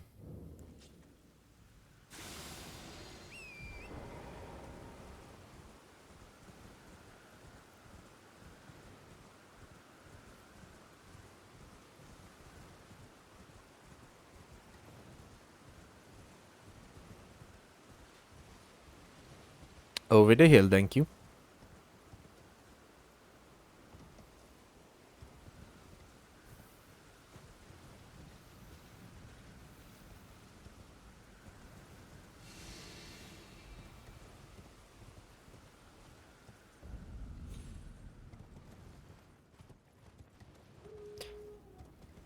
Ooh, the albino one saw me, didn't he? Yeah, he did.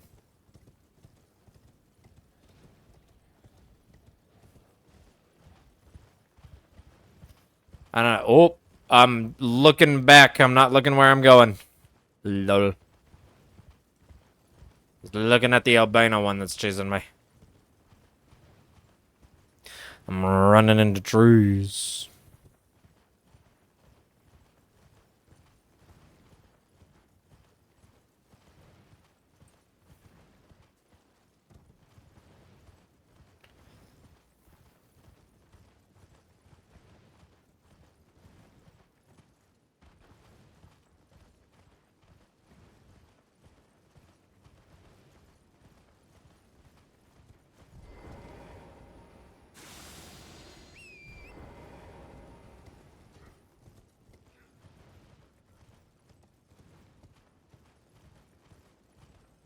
I still love how in broad daylight you can just sprint by with Torrent. And every single one of these guys, even the arrow dude, is just like, what was that?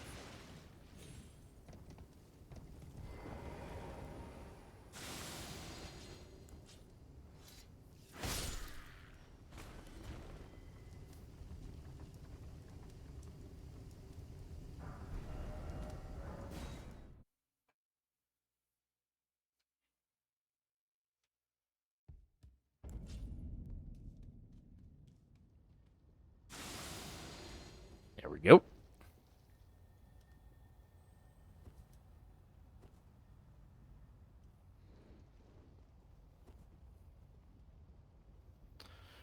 Long jump.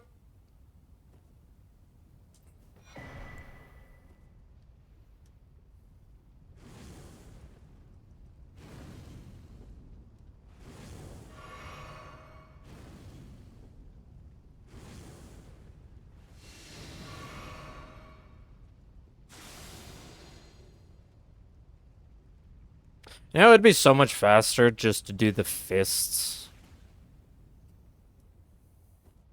I think it's just because I am not as practiced with the fists.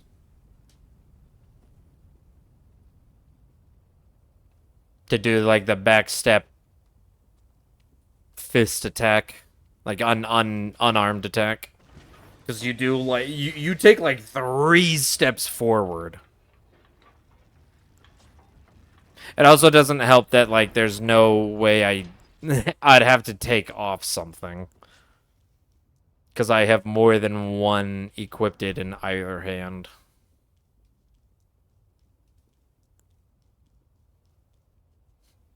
Which honestly wouldn't be too big of an issue if I really wanted to work on time. Nope, didn't mean to do that.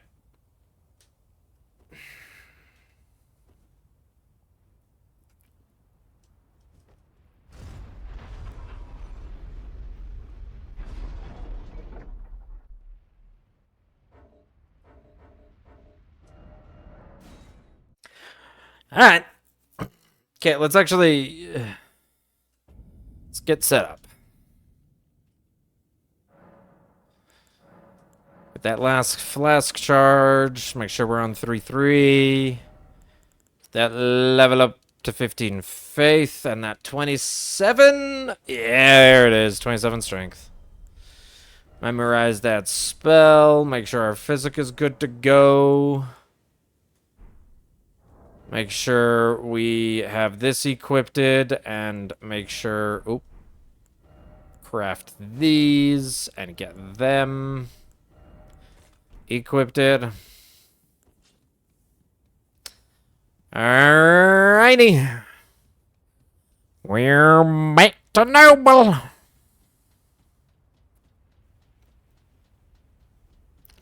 Let's make a good one.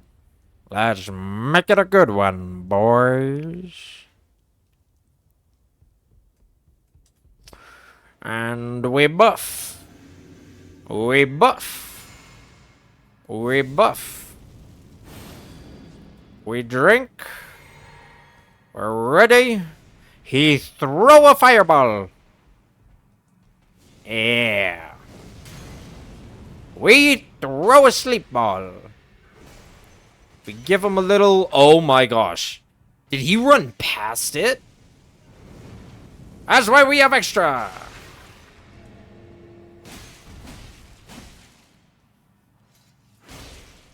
And that's why we do extra, just in case.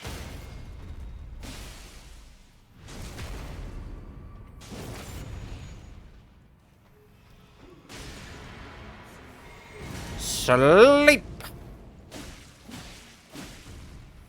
Ah, Shay. You're going according to plan, Shay. Bleed. Crit. And you still are more health than you should have been.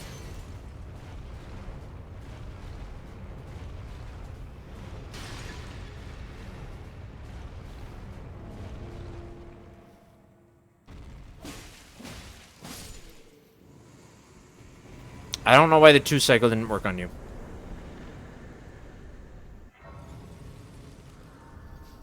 What did I do wrong? I did something wrong. We had Warrior Jar Shard. It's +6. We were doing Dagger. We did Storm. This is, that's, I don't know. I don't know what happened there.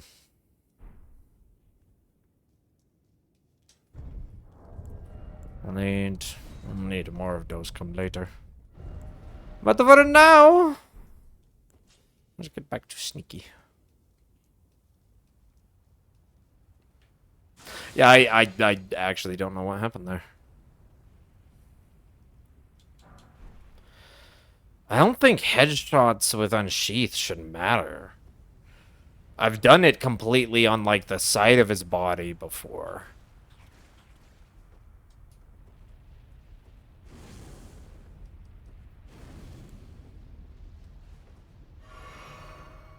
I don't know.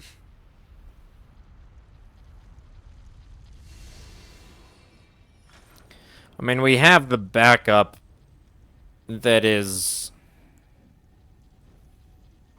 That is not what I meant to do.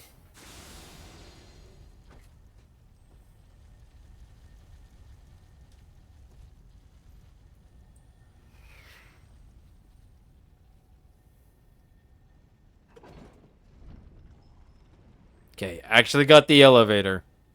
Dude, ever since that one time that I ran over the button, but it didn't go down, and I didn't realize it till afterwards. Ugh.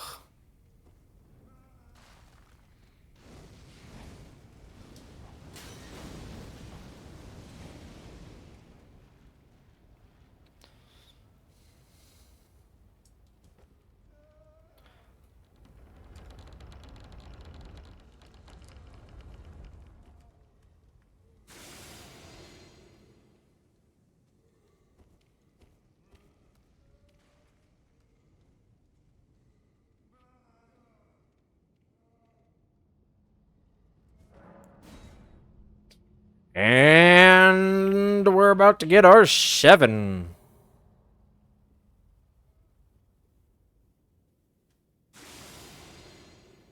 Remember to walk on the cages. Do not run on the cages. If you run on the cages, you will probably overshoot. You don't even need to jump or run off of that one. You can, but it is not necessary. I only say you can because you have... Whoop.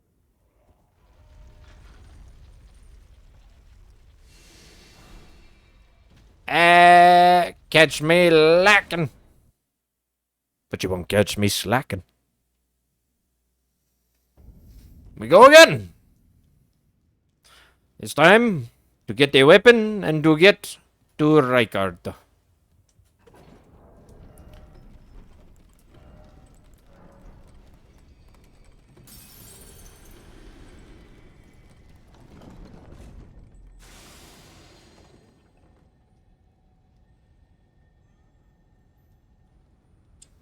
Hop, bazai.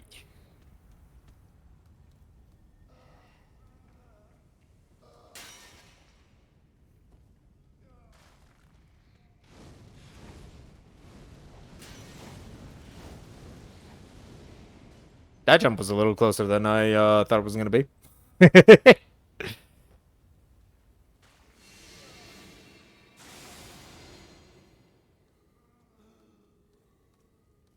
Can you just... Jeez, you take forever, you know that?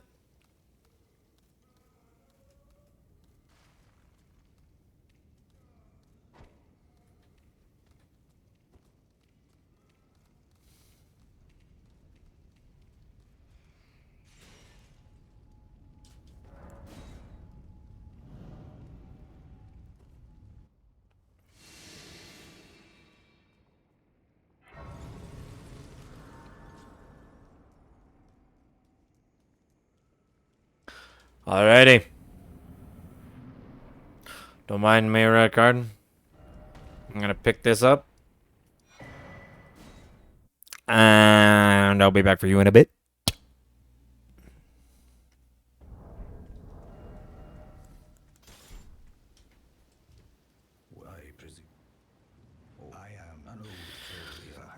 AG! I'm gonna need one of everything. And then... +9, please. Thank you. EG. back to the audience, by the way.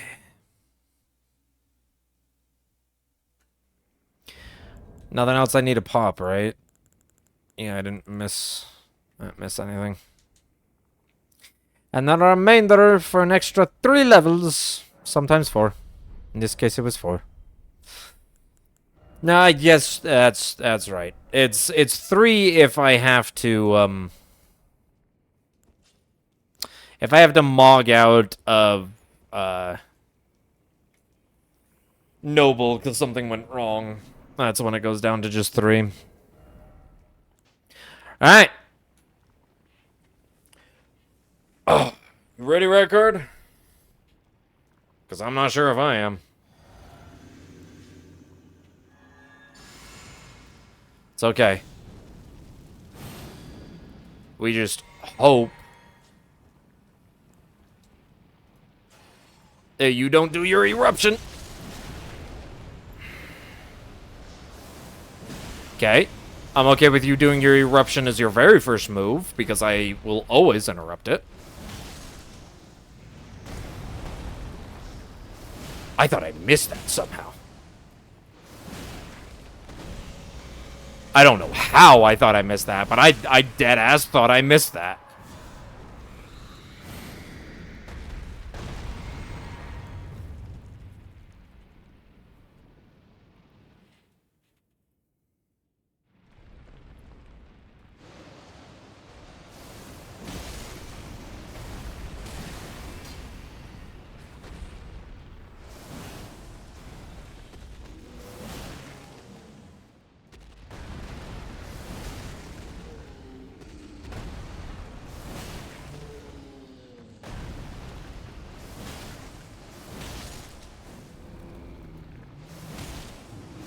Can I stun him out? Nope. He gets it off, of course. Please do not.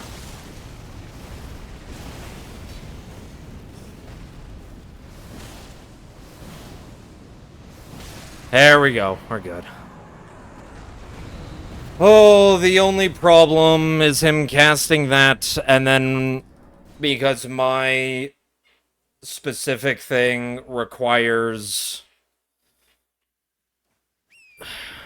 my script, my pseudo script, because I guess it's not really a full script. It's kind of just it's a lead with an L1, a double L1, and then you just shield poke him till he staggers, and you just hope that he doesn't do the Rancor move.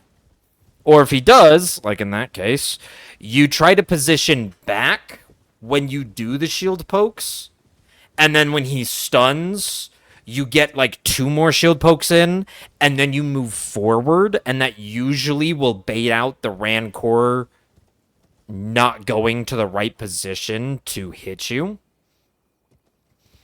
But sometimes it's not 100% consistent, and the better RNG is just him not casting Rancor. Because I immediately go into a double L2. Right after he's off of his stun. Because that pretty much just means that... if you go into an immediate L2 right out of his stun... I can also get rid of this, and I can bring back this.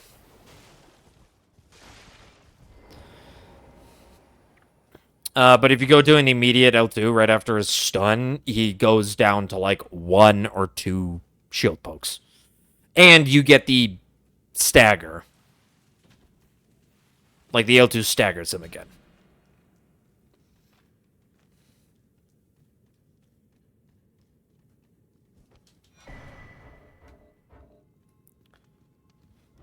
There we go.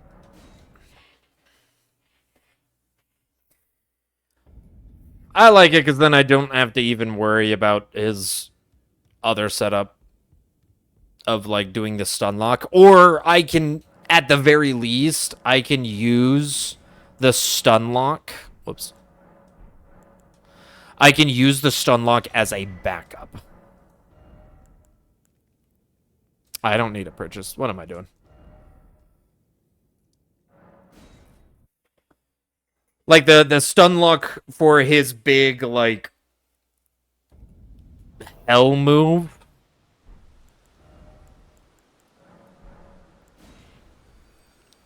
That can become a backup. Or I just don't even have to kill him. And a lot of other people always be like, I've seen plenty of times people be like, oh, that's too risky. Just go for the loop. Just go for the loop. It's not risky. He will always get stun locked off of an L2 the first time you do it.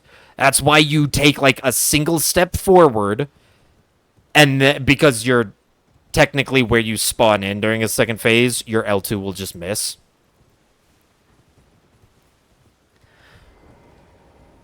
But you take a single step forward. I do a little jaunt forward just to make sure. But you do a single step forward and you start with an L2. As long as it's only a single step and you aren't like sprinting forward, you will still outbeat every single one of his attacks. I need to put this down. You will always be faster than his fastest attack. Then you just fight him normally.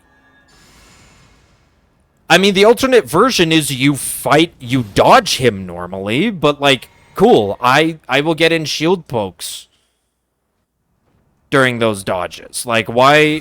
What? You just want to run around the thing, dodging all of his attacks and running away? I didn't change my. Yep, that made the difference. That's fine. Like I'm overpowered. It doesn't matter. But that should have popped him before he even got up. With just those 2 charged R2s. My bad. I even thought about it when I was in Roundtable Hold of like, okay, I need to switch my talisman. And then I went to Stormveil, leveled up, and just didn't switch my... Or Stormveil. Stormhill. Grace. I want to use the gate! Now tell me you're gay.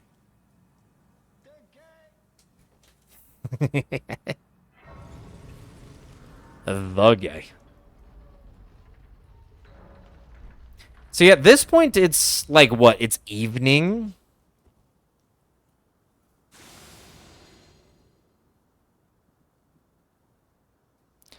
I guess that's why it's, like, late enough.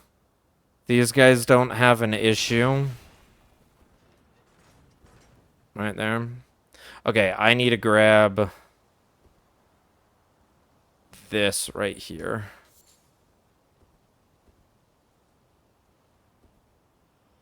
Because I messed up.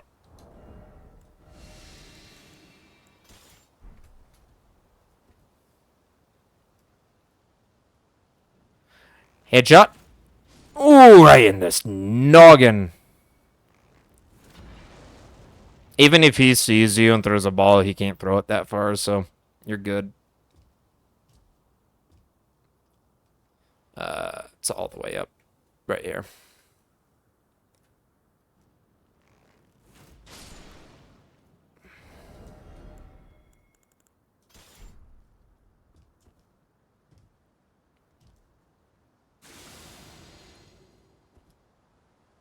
Use the rock for cover.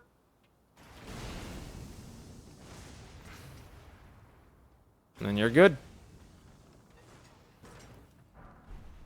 Grab the kukri in case you want to use some kukri.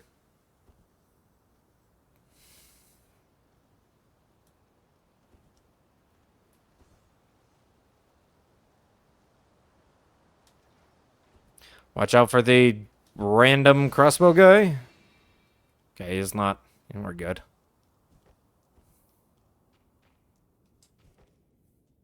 There's always that random crossbow guy, man.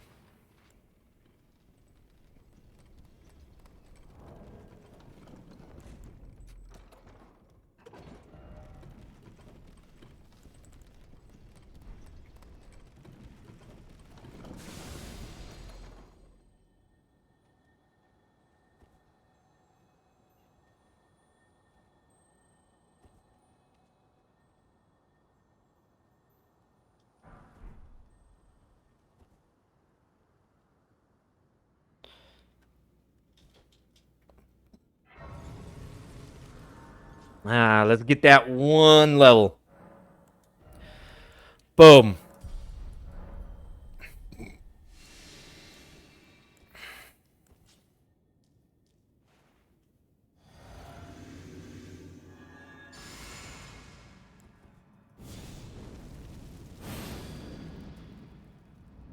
Alright, got Drick.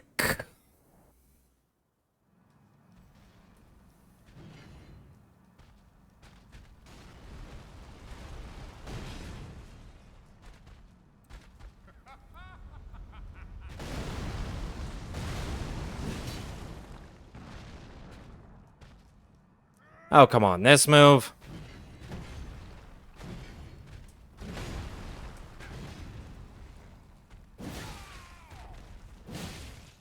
Yeah. I'll poke you.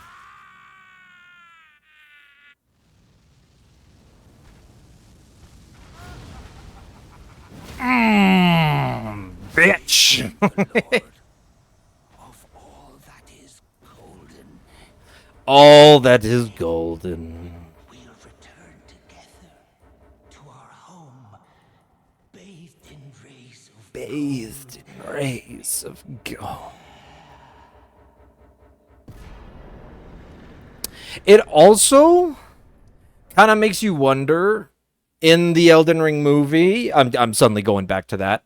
Rewind an hour for a conversation. It also makes me think about the movie of like I really hope it is Vike's story because again perfect lines up with everything we've seen so far and it would be an amazing story to tell. But if it is Vike's story, like the conversations that Vike had, because Vike got close. The thing is that there are more than just a couple gods, a couple demigods. Like Godwyn was the first killed, but then there were many more demigods that were killed also. It literally says Godwyn was the first of many demigods slain. He was just the big important one because he was America's kind of golden child, as well as being the first demigod who had ever died. But he was not the last. There were plenty of others. And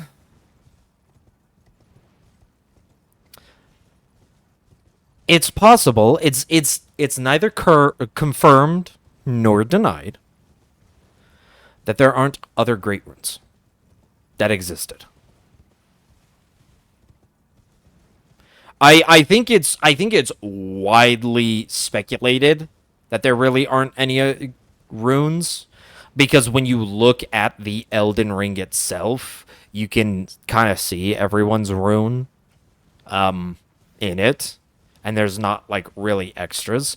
But again, it just kind of wonders of like if Vike was the closest to becoming Elden Lord, what great runes did he get?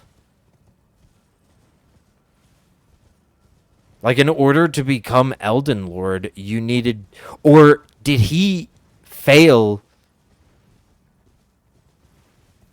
Well, I don't know. Like, yes, you can say, oh, well, he would have needed at least 2 to get into the capital. That's a game mechanic. That's a game mechanic.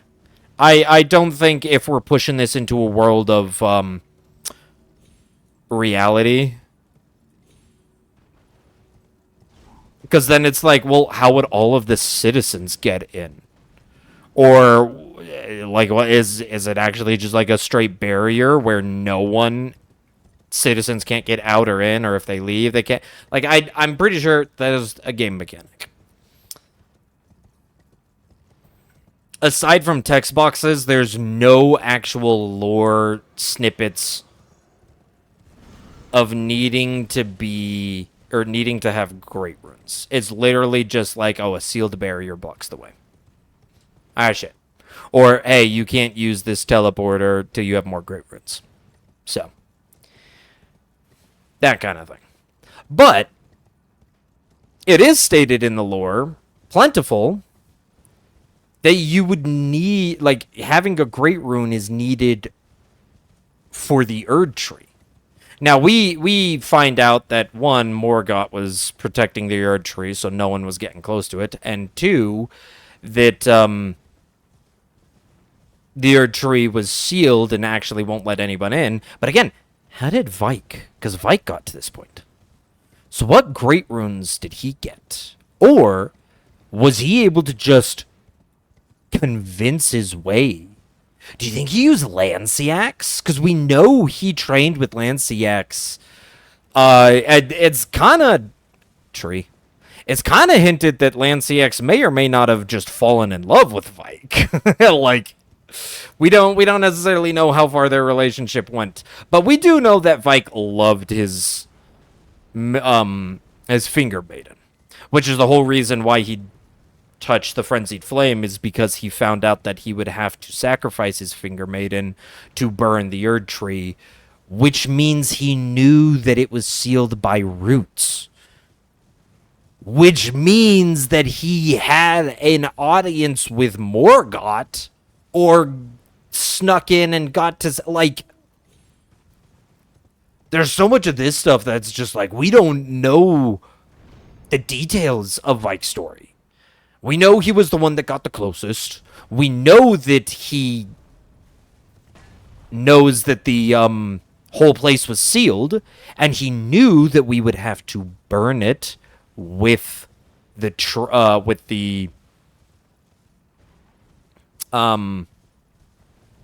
Felgod's flame.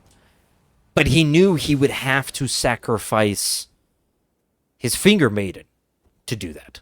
Which is why he decided to touch the frenzied flame, because the frenzied flame allows you to use yourself as kindling, because you start to embody fire itself. So you save your maiden.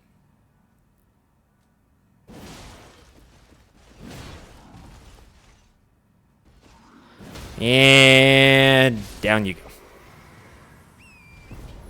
DTS. Too easy.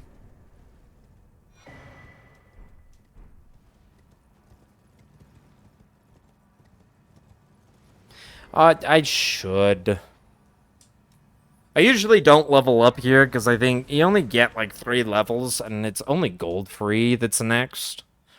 But I might as well. Why not? Oh.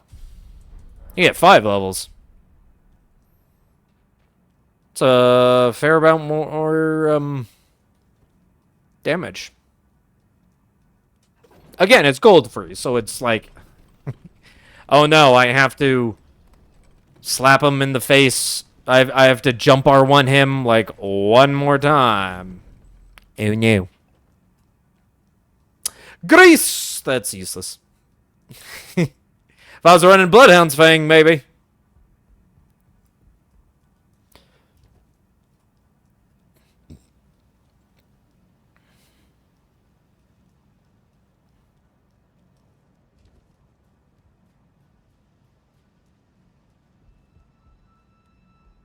Okay, we light this, because we gotta teleport back to it, but we do not rest.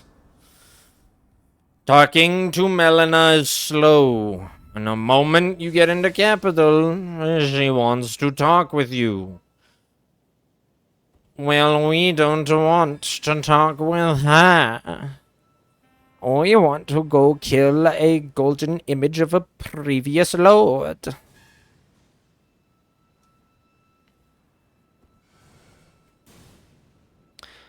Yeah.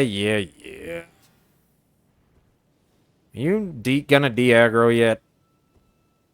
Yeah, there you go. Like, you usually de-aggro by the time I get to the roof.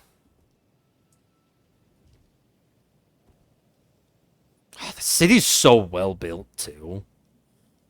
I can't wait to see the city recreated. That's the other thing. The snippet of that one leak that we saw where it was America walking down the street with Morgott, but Morgott was like an 8-year-old kid. So he literally looked like a normal kid. He looked like a normal kid, except with like a tiny little horn on his forehead. But that scene, I don't want to get shot at while I'm walking up. But that scene would have been before this dragon. It would have been before Lindell fought against the dragons. I always forget the name of this dragon. It starts with a G, just like Grail. Greyhen? Grolin. Something. I never remember this dragon's name. That's because you literally never see the dragon outside of like a single, maybe two. Outside of like two item descriptions. Versus Grail, that is a little bit more difficult to remember because it's kind of similar. You don't see the name because it's not a boss. But everybody kind of knows Grail just because a prominent enough dragon that you can actually fight.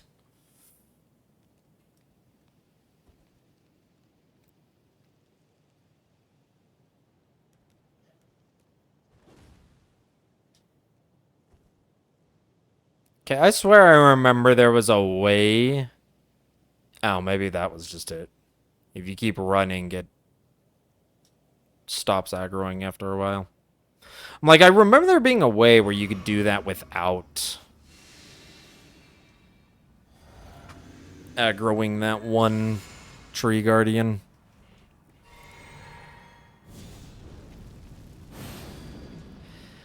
Alright, Goldfree.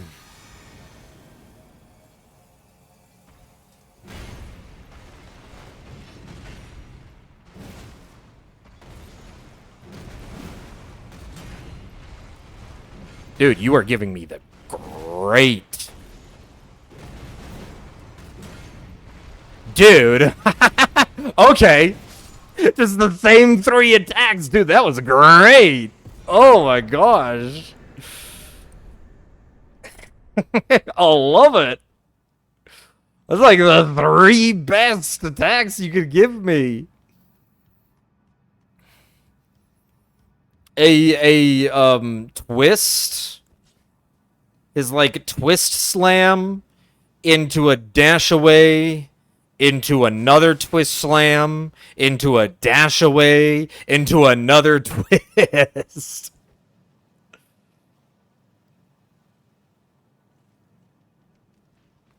Whew, okay.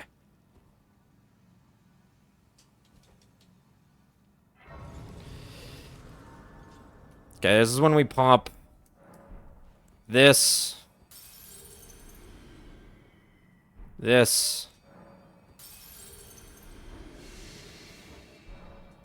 and Godrix.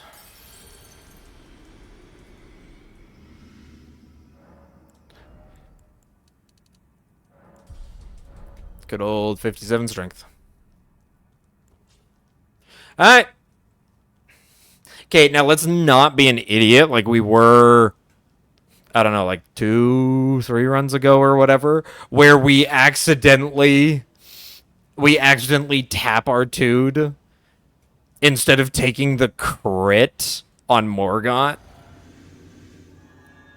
And I, like, he started going into second phase, and I was just like, Mog out! Oh shit. There we go.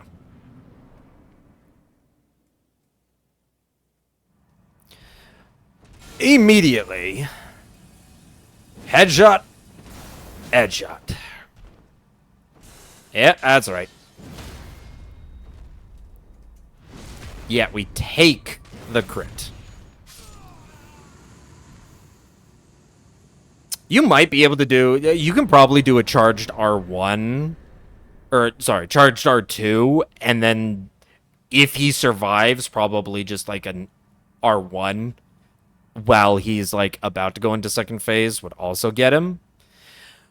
But I like messed it up and did like an accidental tap R2, which just sent him into second phase, and he still had like a big chunk of health left. Allow me, you are unprevented. That scared me. Yeah, I was just like, oh, I messed up. So I'd like to the flame then and guide you. Thank you for the rolled medallion. Now we go to Eastgable Rimpert.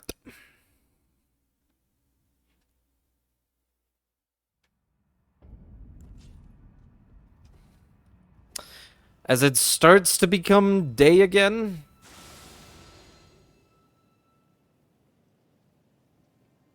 Like it's nighttime right now, which is a little nice.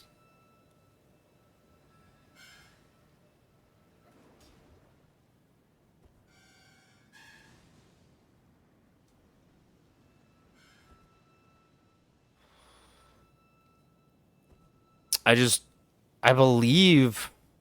Oh, don't do that to me. I never have to change the time of day. Because usually the run, like, it plays out. Where I don't need to do a, time skip. I don't need to do a time skip to not run into the Knights Cavalry in the Forbidden Lands. I usually make sure it's day, but the thing is usually it's day just naturally. The fact that it does not, it feels like it's still very much night, kind of throwing me off.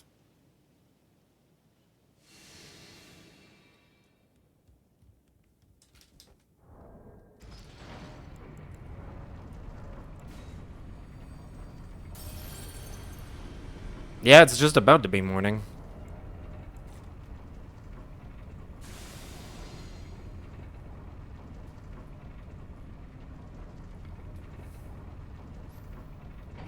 Little bit shortcut.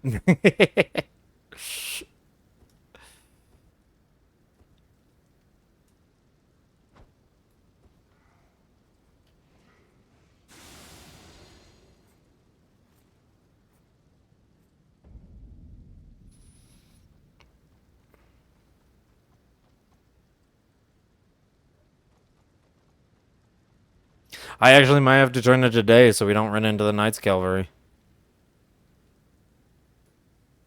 That is so weird. Did I do something a little slower than normal?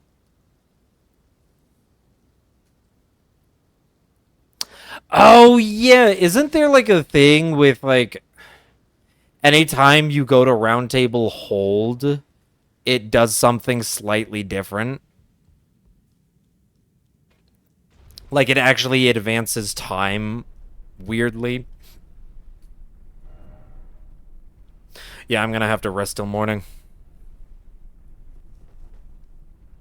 Oh well.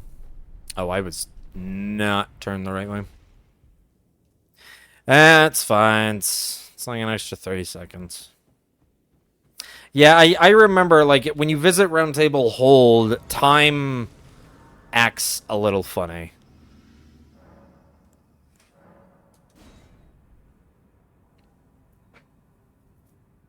There we go. Now we shouldn't have issue with that Knight's Cav. That's the thing, is like I didn't travel there like more or less than usually, did I?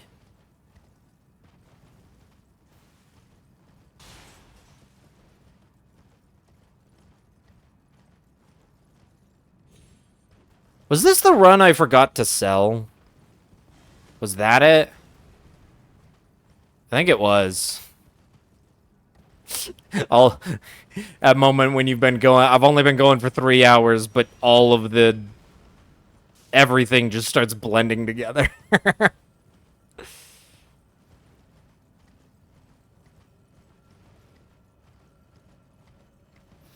It might have been. That could have been it.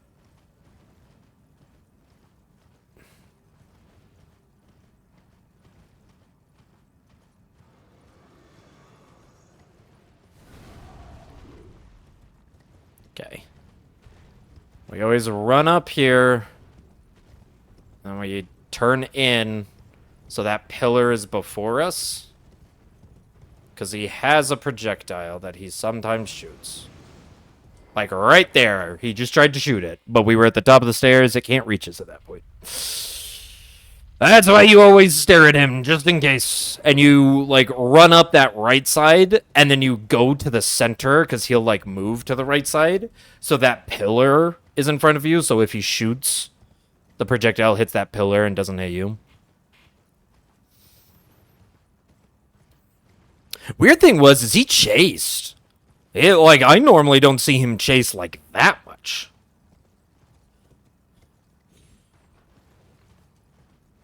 Because sometimes they do, like, that little, like, stall walk. At least, like, when he first lands or whatever. You know, like, he's sizing you up kind of dealio. But he didn't do that. He just went into full-blown sprint. Chasing after me.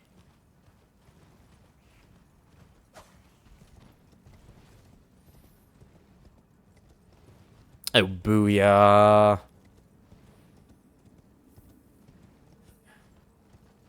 Made Fatso turn at the right moment. So I didn't consume stamina across the bridge. Giant sees me right here. Knocks an arrow. That's fine. It's easy. How do we dodge it? We jump down here. Shoots low, and we jump right up. We don't even have to stop. Oh no, he's shooting another arrow. Yeah, well, we're behind the rock now. Look at that. It's like, oh no, he's gonna shoot another arrow. Yeah, guess what? He actually just behind that rock. He also does not, whoops. He also does not turn. He doesn't quite do a 180.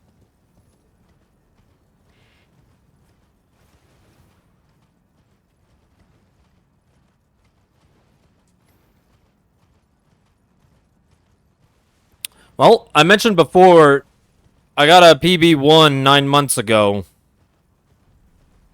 I keep saying it was 9 months ago. Was it longer? Was it like 10? I actually don't remember.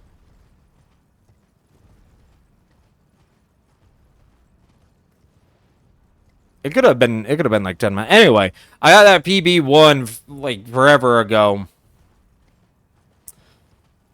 And I remember that PB1 because it will forever be burned into my head because the one hit was on gold free. That's right. No, it wasn't Horaloo. Wasn't Red Beast. Wasn't Fire Giant. Wasn't Malekith. It was gold free. And that will forever be burned in my brain. But, since we've been rewarming up, fast forward to now, I am matching my previous distance PB as... Oh, come on. Now I gotta deal with the skeletons. Yeah. Okay. Should be good.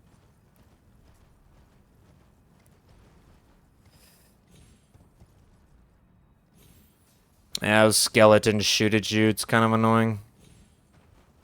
Okay, yeah, but my distance PB, since I've been back doing runs again, was Fire Giant. So we are about to match our distance PB.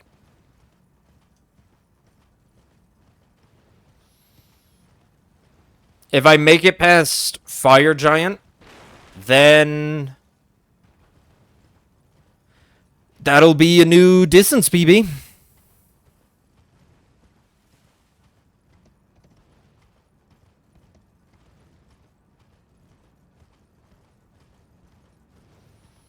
But then that's also when suddenly my nerves are gonna spike tenfold as they are currently right now.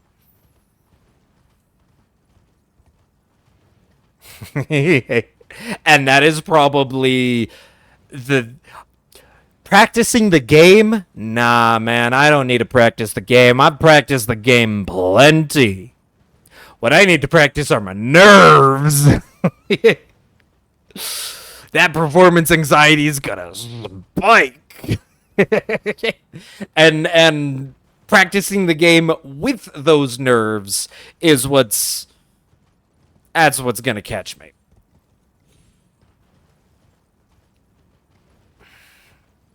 Yep, right there.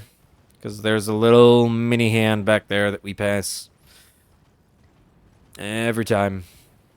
But if we don't pass that mini hand, then we have to go around the other way, to which there's literally a bird that can just see us. So. Dude, the fact that that hand always turns to the left after it kills that bird, or turns to its right, turns clockwise, means that we can just always go to the left. Imagine if we had to deal with that hand. Nothing to pop, right? Yeah, popped it all. Alright! Let's get the, new Fire Giant PB. Not mistime a freaking roll. Seriously, it was literally just one little roll, because he did the attack I was not expecting him to do. Okay, I'm actually just gonna unequip that so it doesn't accidentally mess me up. Because I do rebuff here in this fight. Okay. All of that's good. Alright.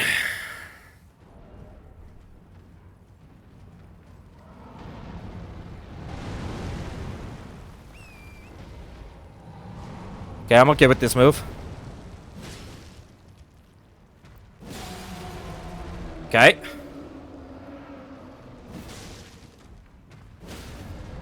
Okay.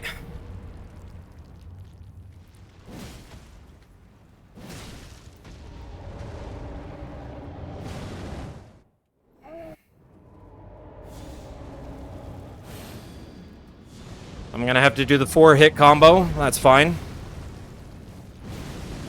That's what we planned on. Oh, I don't even have to do the 4-hit combo. No fucking way. Oh, shit. Okay, he's doing that move. That's fine. Because then he immediately goes into this move. And I should be able to just... Perfect. Make sure none of those are next to me. Could you imagine if I get him, but then I just accidentally move and touch one of those things? I should have just went for the double charge. I tried to go for the double charged, or the single charged, and then the crit, which normally you can, but I think I literally, Sekiro quote, I hesitated. Hesitation is defeat. I hesitated, and I should have just committed to the double charge, because the crit would have been definitely gone by the time the second charge hit, but it still would have hit his eye, his weak point, for high damage. So I still, and it would have been enough. It definitely would have been enough.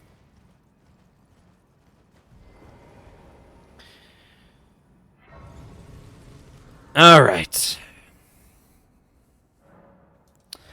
Okay, now the pressure is on. We now have... We had a PB1 9, 10, however many months ago. We had a PB1. Pressure's not on from that. Now, it's a distance PB. We are now farther than we have ever gotten without taking a hit. Which means now I'm not fighting against the game. I'm fighting against fucking nerves. Whew. Yeah, it's okay. We still got this.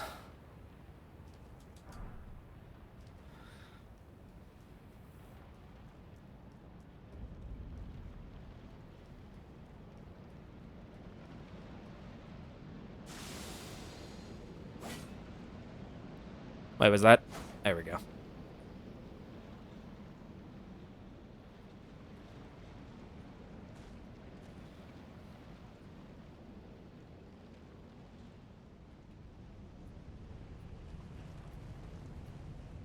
I don't... Dude, that sounded... What was... That was like a Peter Griffin laugh. Just a... I know it doesn't work on the dragon, but for some reason, I still just want to have this active every time the dragon comes down. Like, even though it's like, no, he's still aggro's on you, you can't do anything about it. Yep, there it is. It just makes me feel more safe. Like, he doesn't chase you as bad, even though he stares right at your fucking face. Oh, anyway. Okay, now we have this shit show, which I've tried so many methods, and pretty much every single one of them just says, fucking send it. Be wary of that guy who can sometimes do, like, a scripted attack where he comes out. But other than that, you just fucking send it. You just send it. Send it and get ready to roll that one scripted attack. The lightning will also aggro on you, but he will never hit you as long as you're still sprinting forward. And then I go this lower side, because that guy has a scripted move to hit you. And because I'm rocking Assassin's Gambit, the one dudes never attack you. Okay. Do I have enough, or do I actually have to go collect?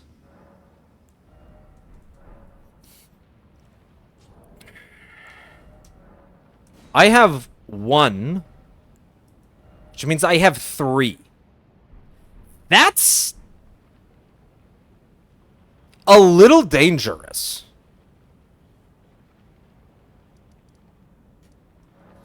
Genuinely? 3 is exactly what I need. But that's the problem. Exactly what I need is scary.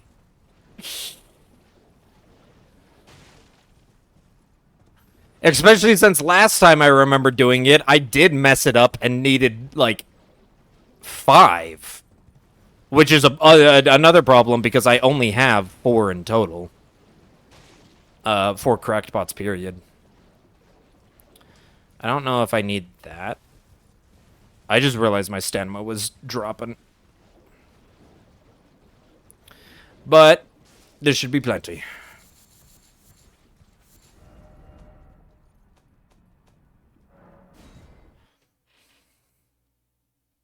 I'm probably going to run out of shrooms before. But that's okay. I only need 1 more. Because that's all I can hold. Well, okay, I can hold 3, so if I do mess up.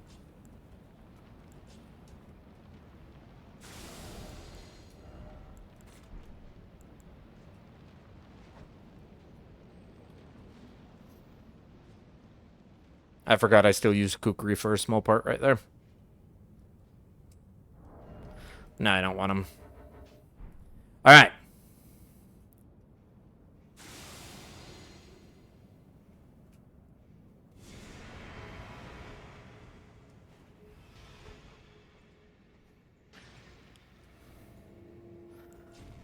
Okay.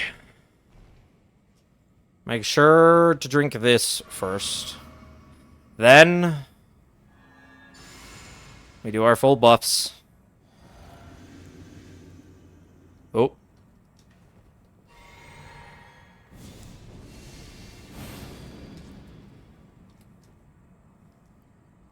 1, 2. Into the crit.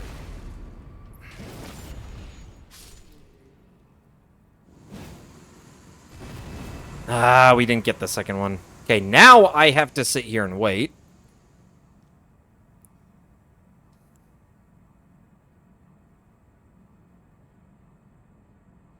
Which probably means I should do this again.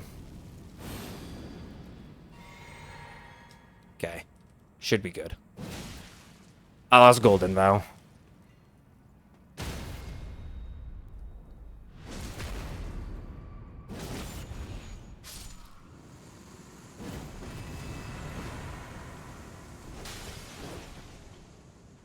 Okay, yeah.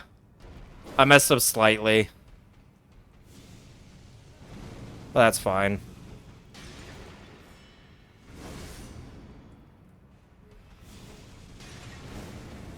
There we go. Yep, that's why I needed all 4. If I didn't miss that second charged, because you're supposed to do 2 charged, and you have just enough time to get within that window. But I missed that second charge. Because then you actually kind of want Golden Vow to drop and just have Flame. Because otherwise, you don't get the stagger on Noble because you do too much damage. You kill him in 2 charges. Well, he survives with like 1 HP after 2 charged attacks, which means you aren't staggering him. So you want Golden Vow to drop. And you just rock Flame, and you get the stagger, and then it should just be 1.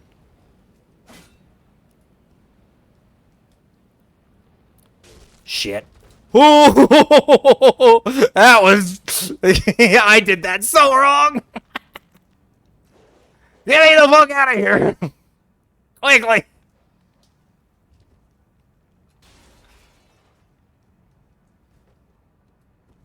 I don't want to deal with any of these guys. Okay, we're good. We're good. I did that so wrong. Landed right on top of his head. Whew! I'm just glad that's not like a 2-way damage thing.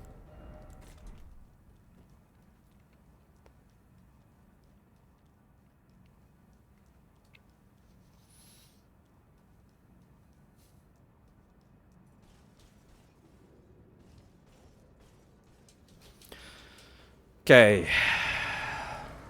I don't know why I get these graces.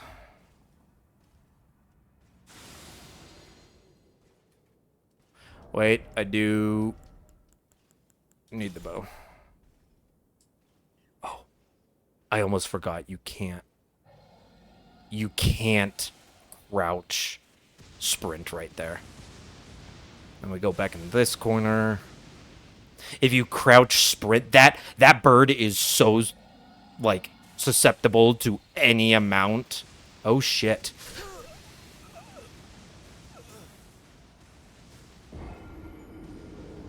Are you fucking kidding me? Why didn't I just stop? I thought I could move, like, to the right, and then I saw another one appear. And I was just like, oh, shit, and then it came...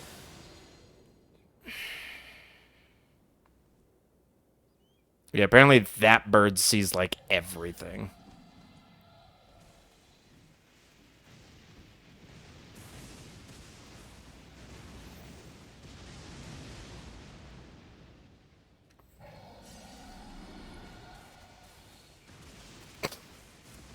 Oh, you have got to be joking. Oh, I missed. Come on. There we go. Go away.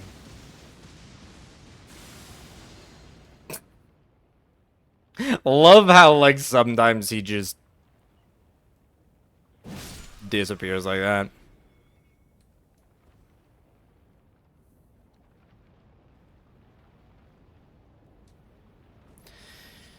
Well, I'm this close to the end, and I do not have time to do another run, so I'm just going to flesh out this run.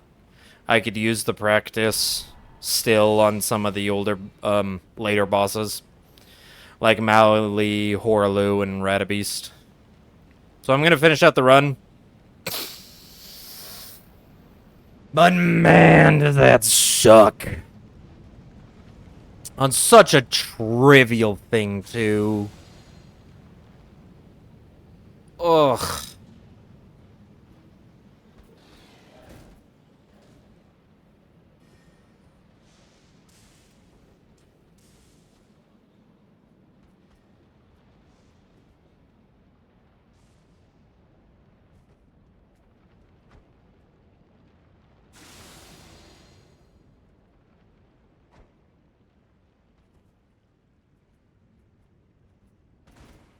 Oh, seriously?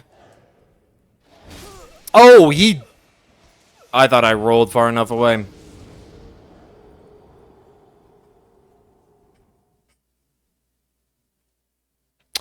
Man! You know, it's not like it matters now.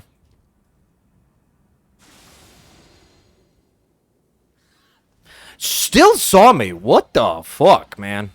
How?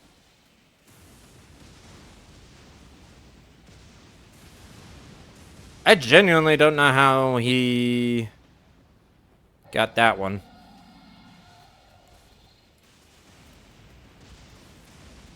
Boom. Pachoo. Are you kidding me? Because it didn't hit you. There you go.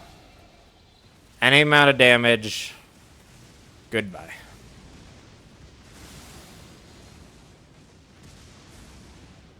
Dude. The fucking lightning.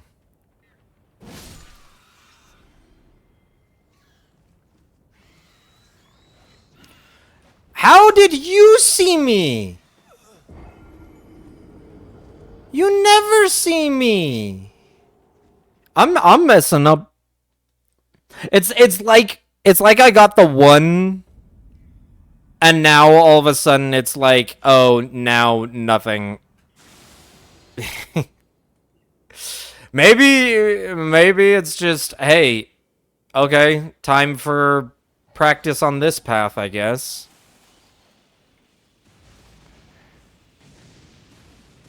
Apparently I need a lot of Fair Mazul pathing practice. I love how the lightning is not even going remotely close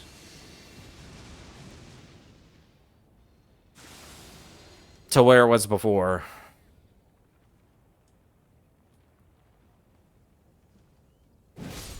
Oh, I just realized all of my runes. Because I died to the bird. All of my, like, 180k runes. From killing Fire Giant and everything.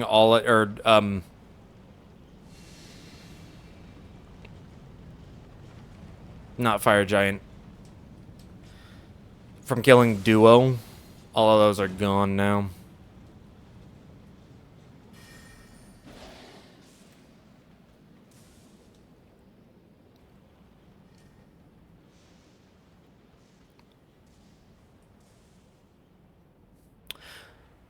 Okay, I guess...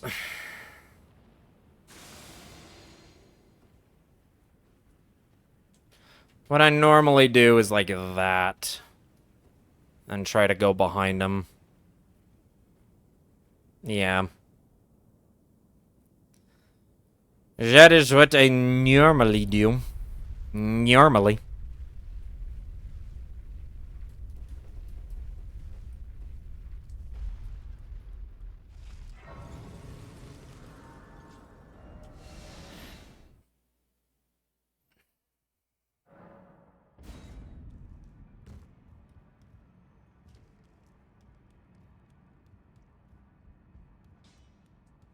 Lay out your own.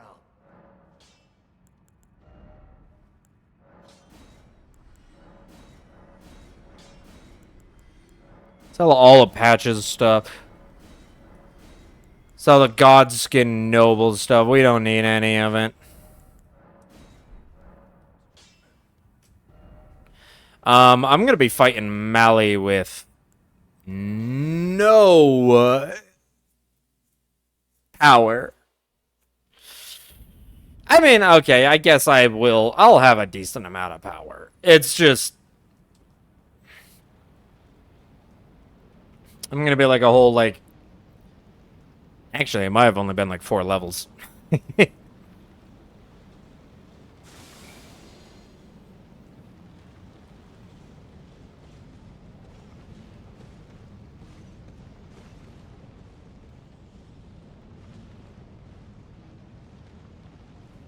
That's okay. I should still be fine on damage. At this point, the bulk of my damage is coming from my buffs.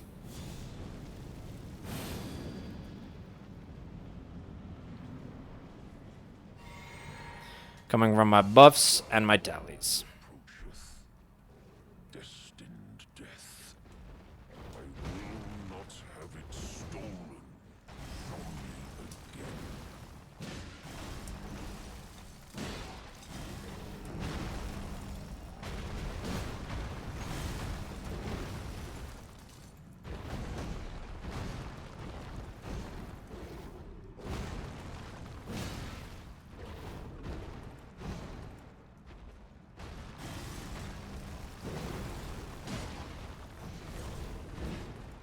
Oh, I missed that? I didn't want to do a charged R2 there because it would have been too much damage. Oh, that was too much damage.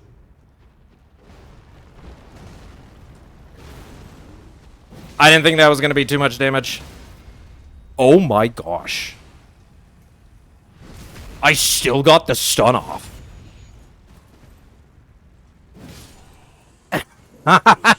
I did not think I was going to get the stun off there. To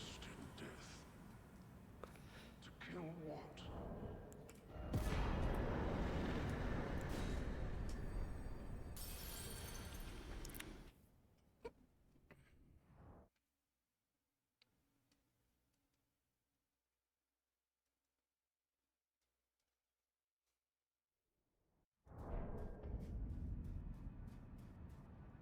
Alrighty. Well, we did Malekith with no issue.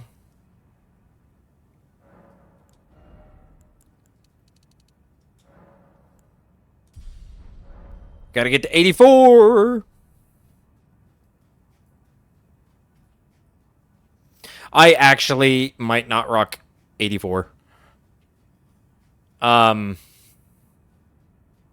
Mostly because at this point I wouldn't have lost those extra couple of things. Gideon gets you to 84, and then I up my endurance, and I need that endurance. I need that endurance for Radabeast. That endurance is very helpful on Godfrey. So I might be rocking... I might be rocking a little of endurance from Godfrey.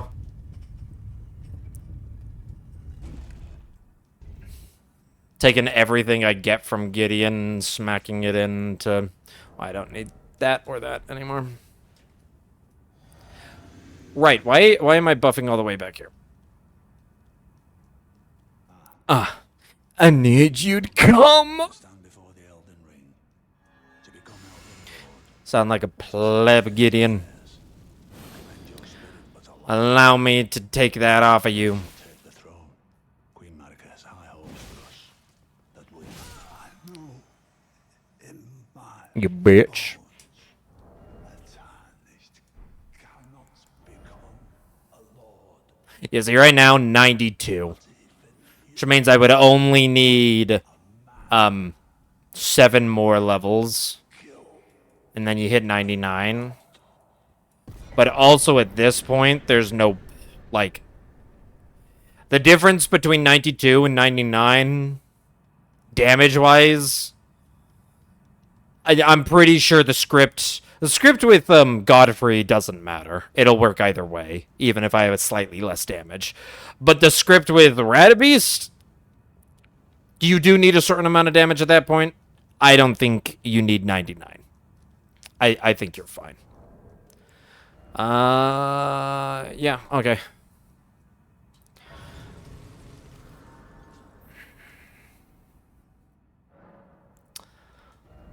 Let's... Yeah.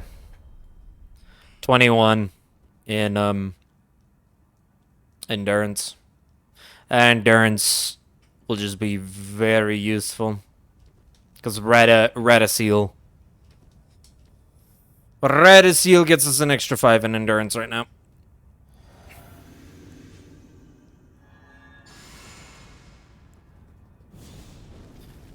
Alright. Let's see if we have a clean Horloo.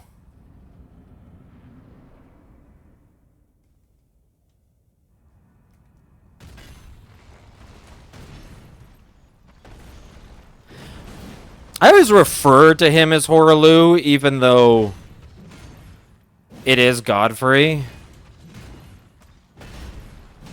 Okay, now we let him regain his stamina.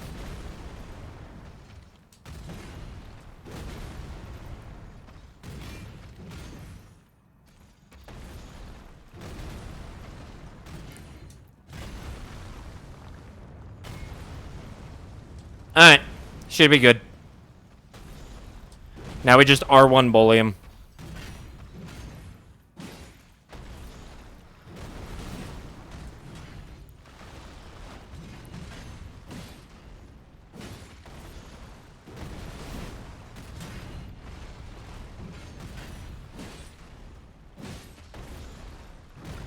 I need my stamina.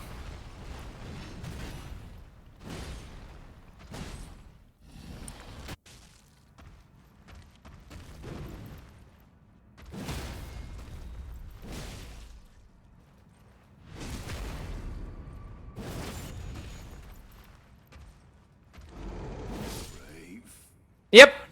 Completely clean. Dude, this is gonna be it. This is literally gonna be it. This...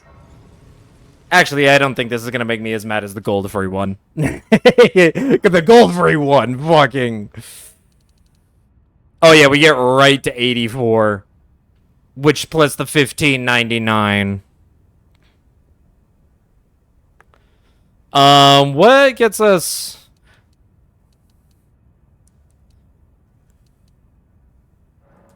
Let's do that. I'm pretty sure I'm fine, damage-wise. Like, it's not that tight of a window. The scale is so small when you get this high of strength level.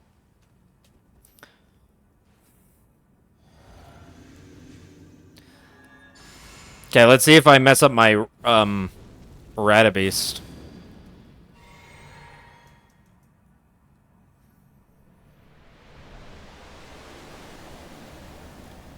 Okay, jump into charge. Jump into charge.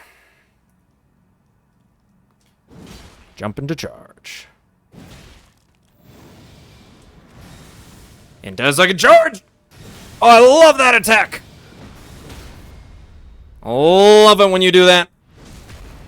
Do it more, please.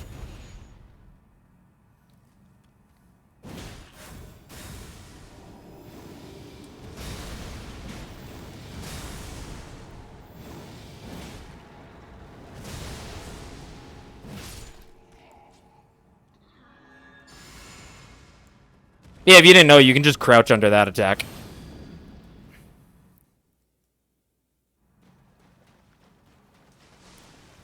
Okay. Run, don't walk. Right here. Walk.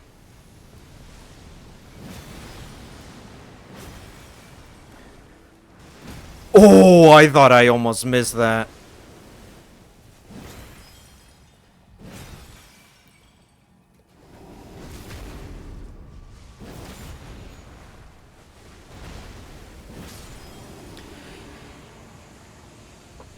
Oh my god. Oh my god. Of course. I do it all perfectly.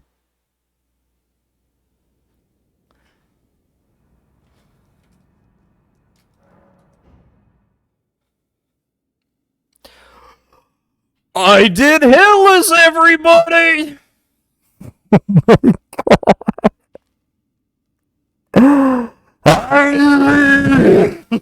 Oh, that's annoying.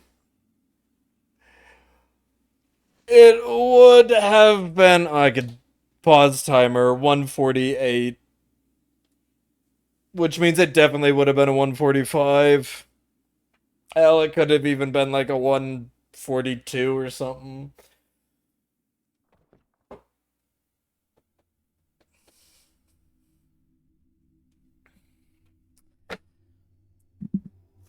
Guess who just did every single boss in an 90% run hitless?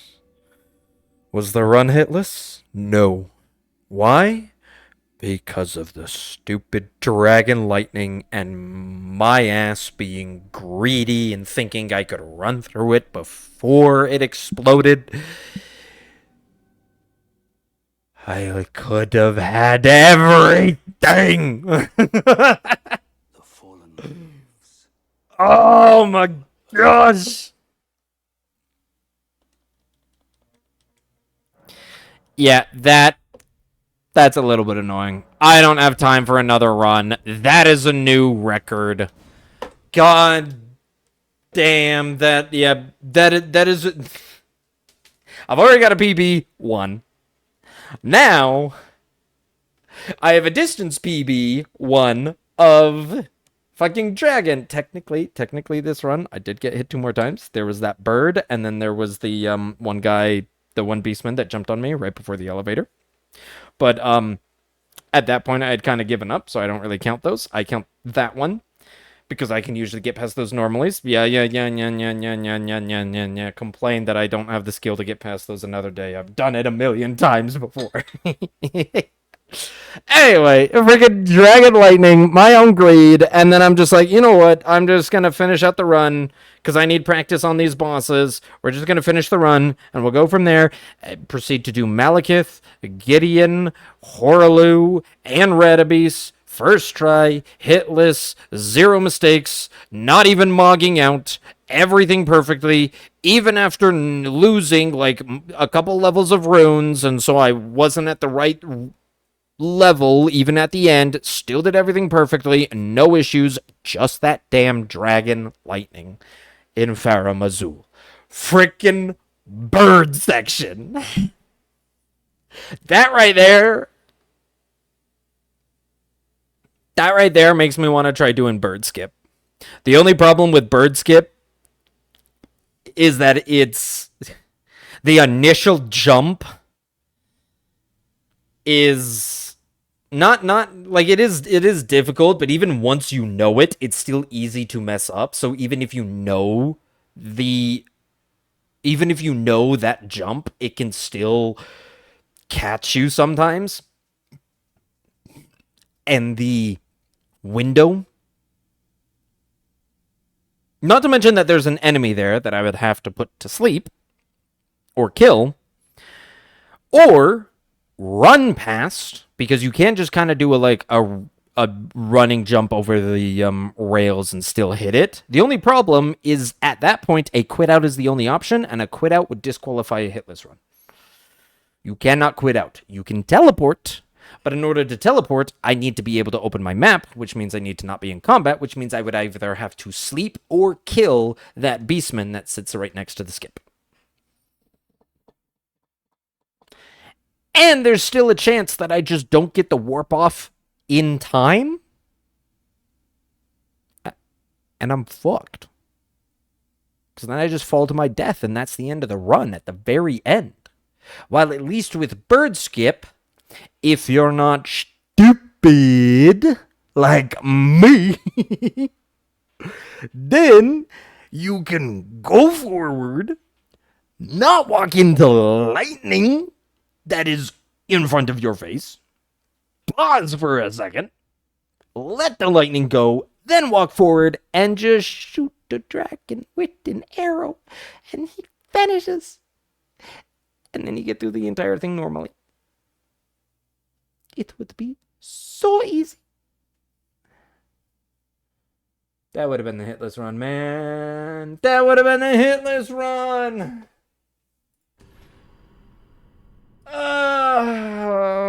Well,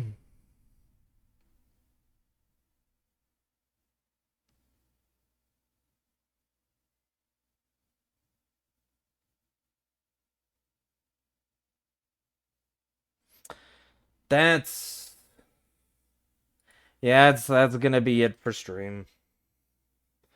I don't have time to do another. I do not have time to do another.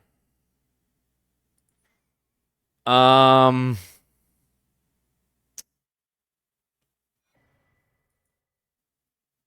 And if you I will be fair. One of the hitless people that I rated before is streaming again, and they're streaming hitless. But I don't know.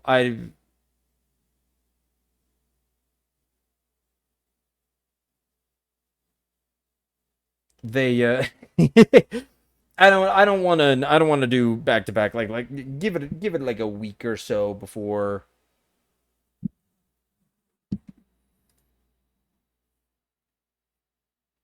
we raid him again. I guess it technically was like a week ago because it's Monday, and I guess it was like last Wednesday.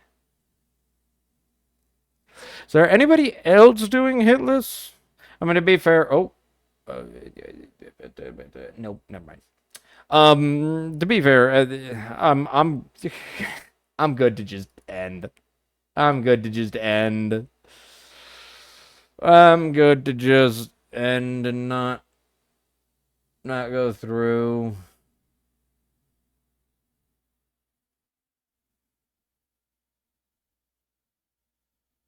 Let me see. Is there any small guys like me doing hitless or doing something?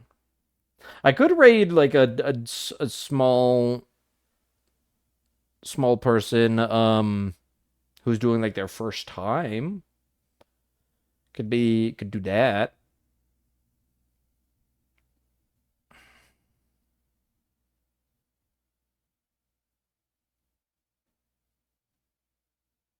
Man, so many people are doing stream togethers. I don't want to raid into a stream together because I feel like they have like a dynamic getting good.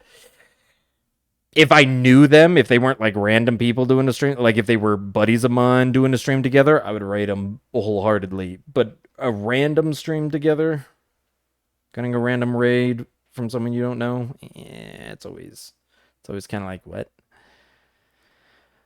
dude? Nobody else is doing hitless.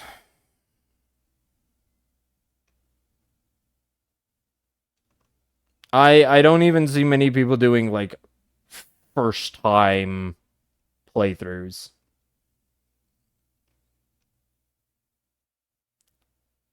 Everyone's doing like I see modded, or I just see stream together, like people doing seamless co-op, random stuff.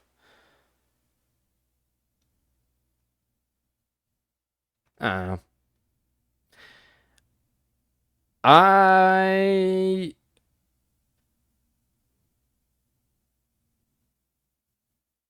Yeah, well, we'll worry about it another game. We will worry about it another time.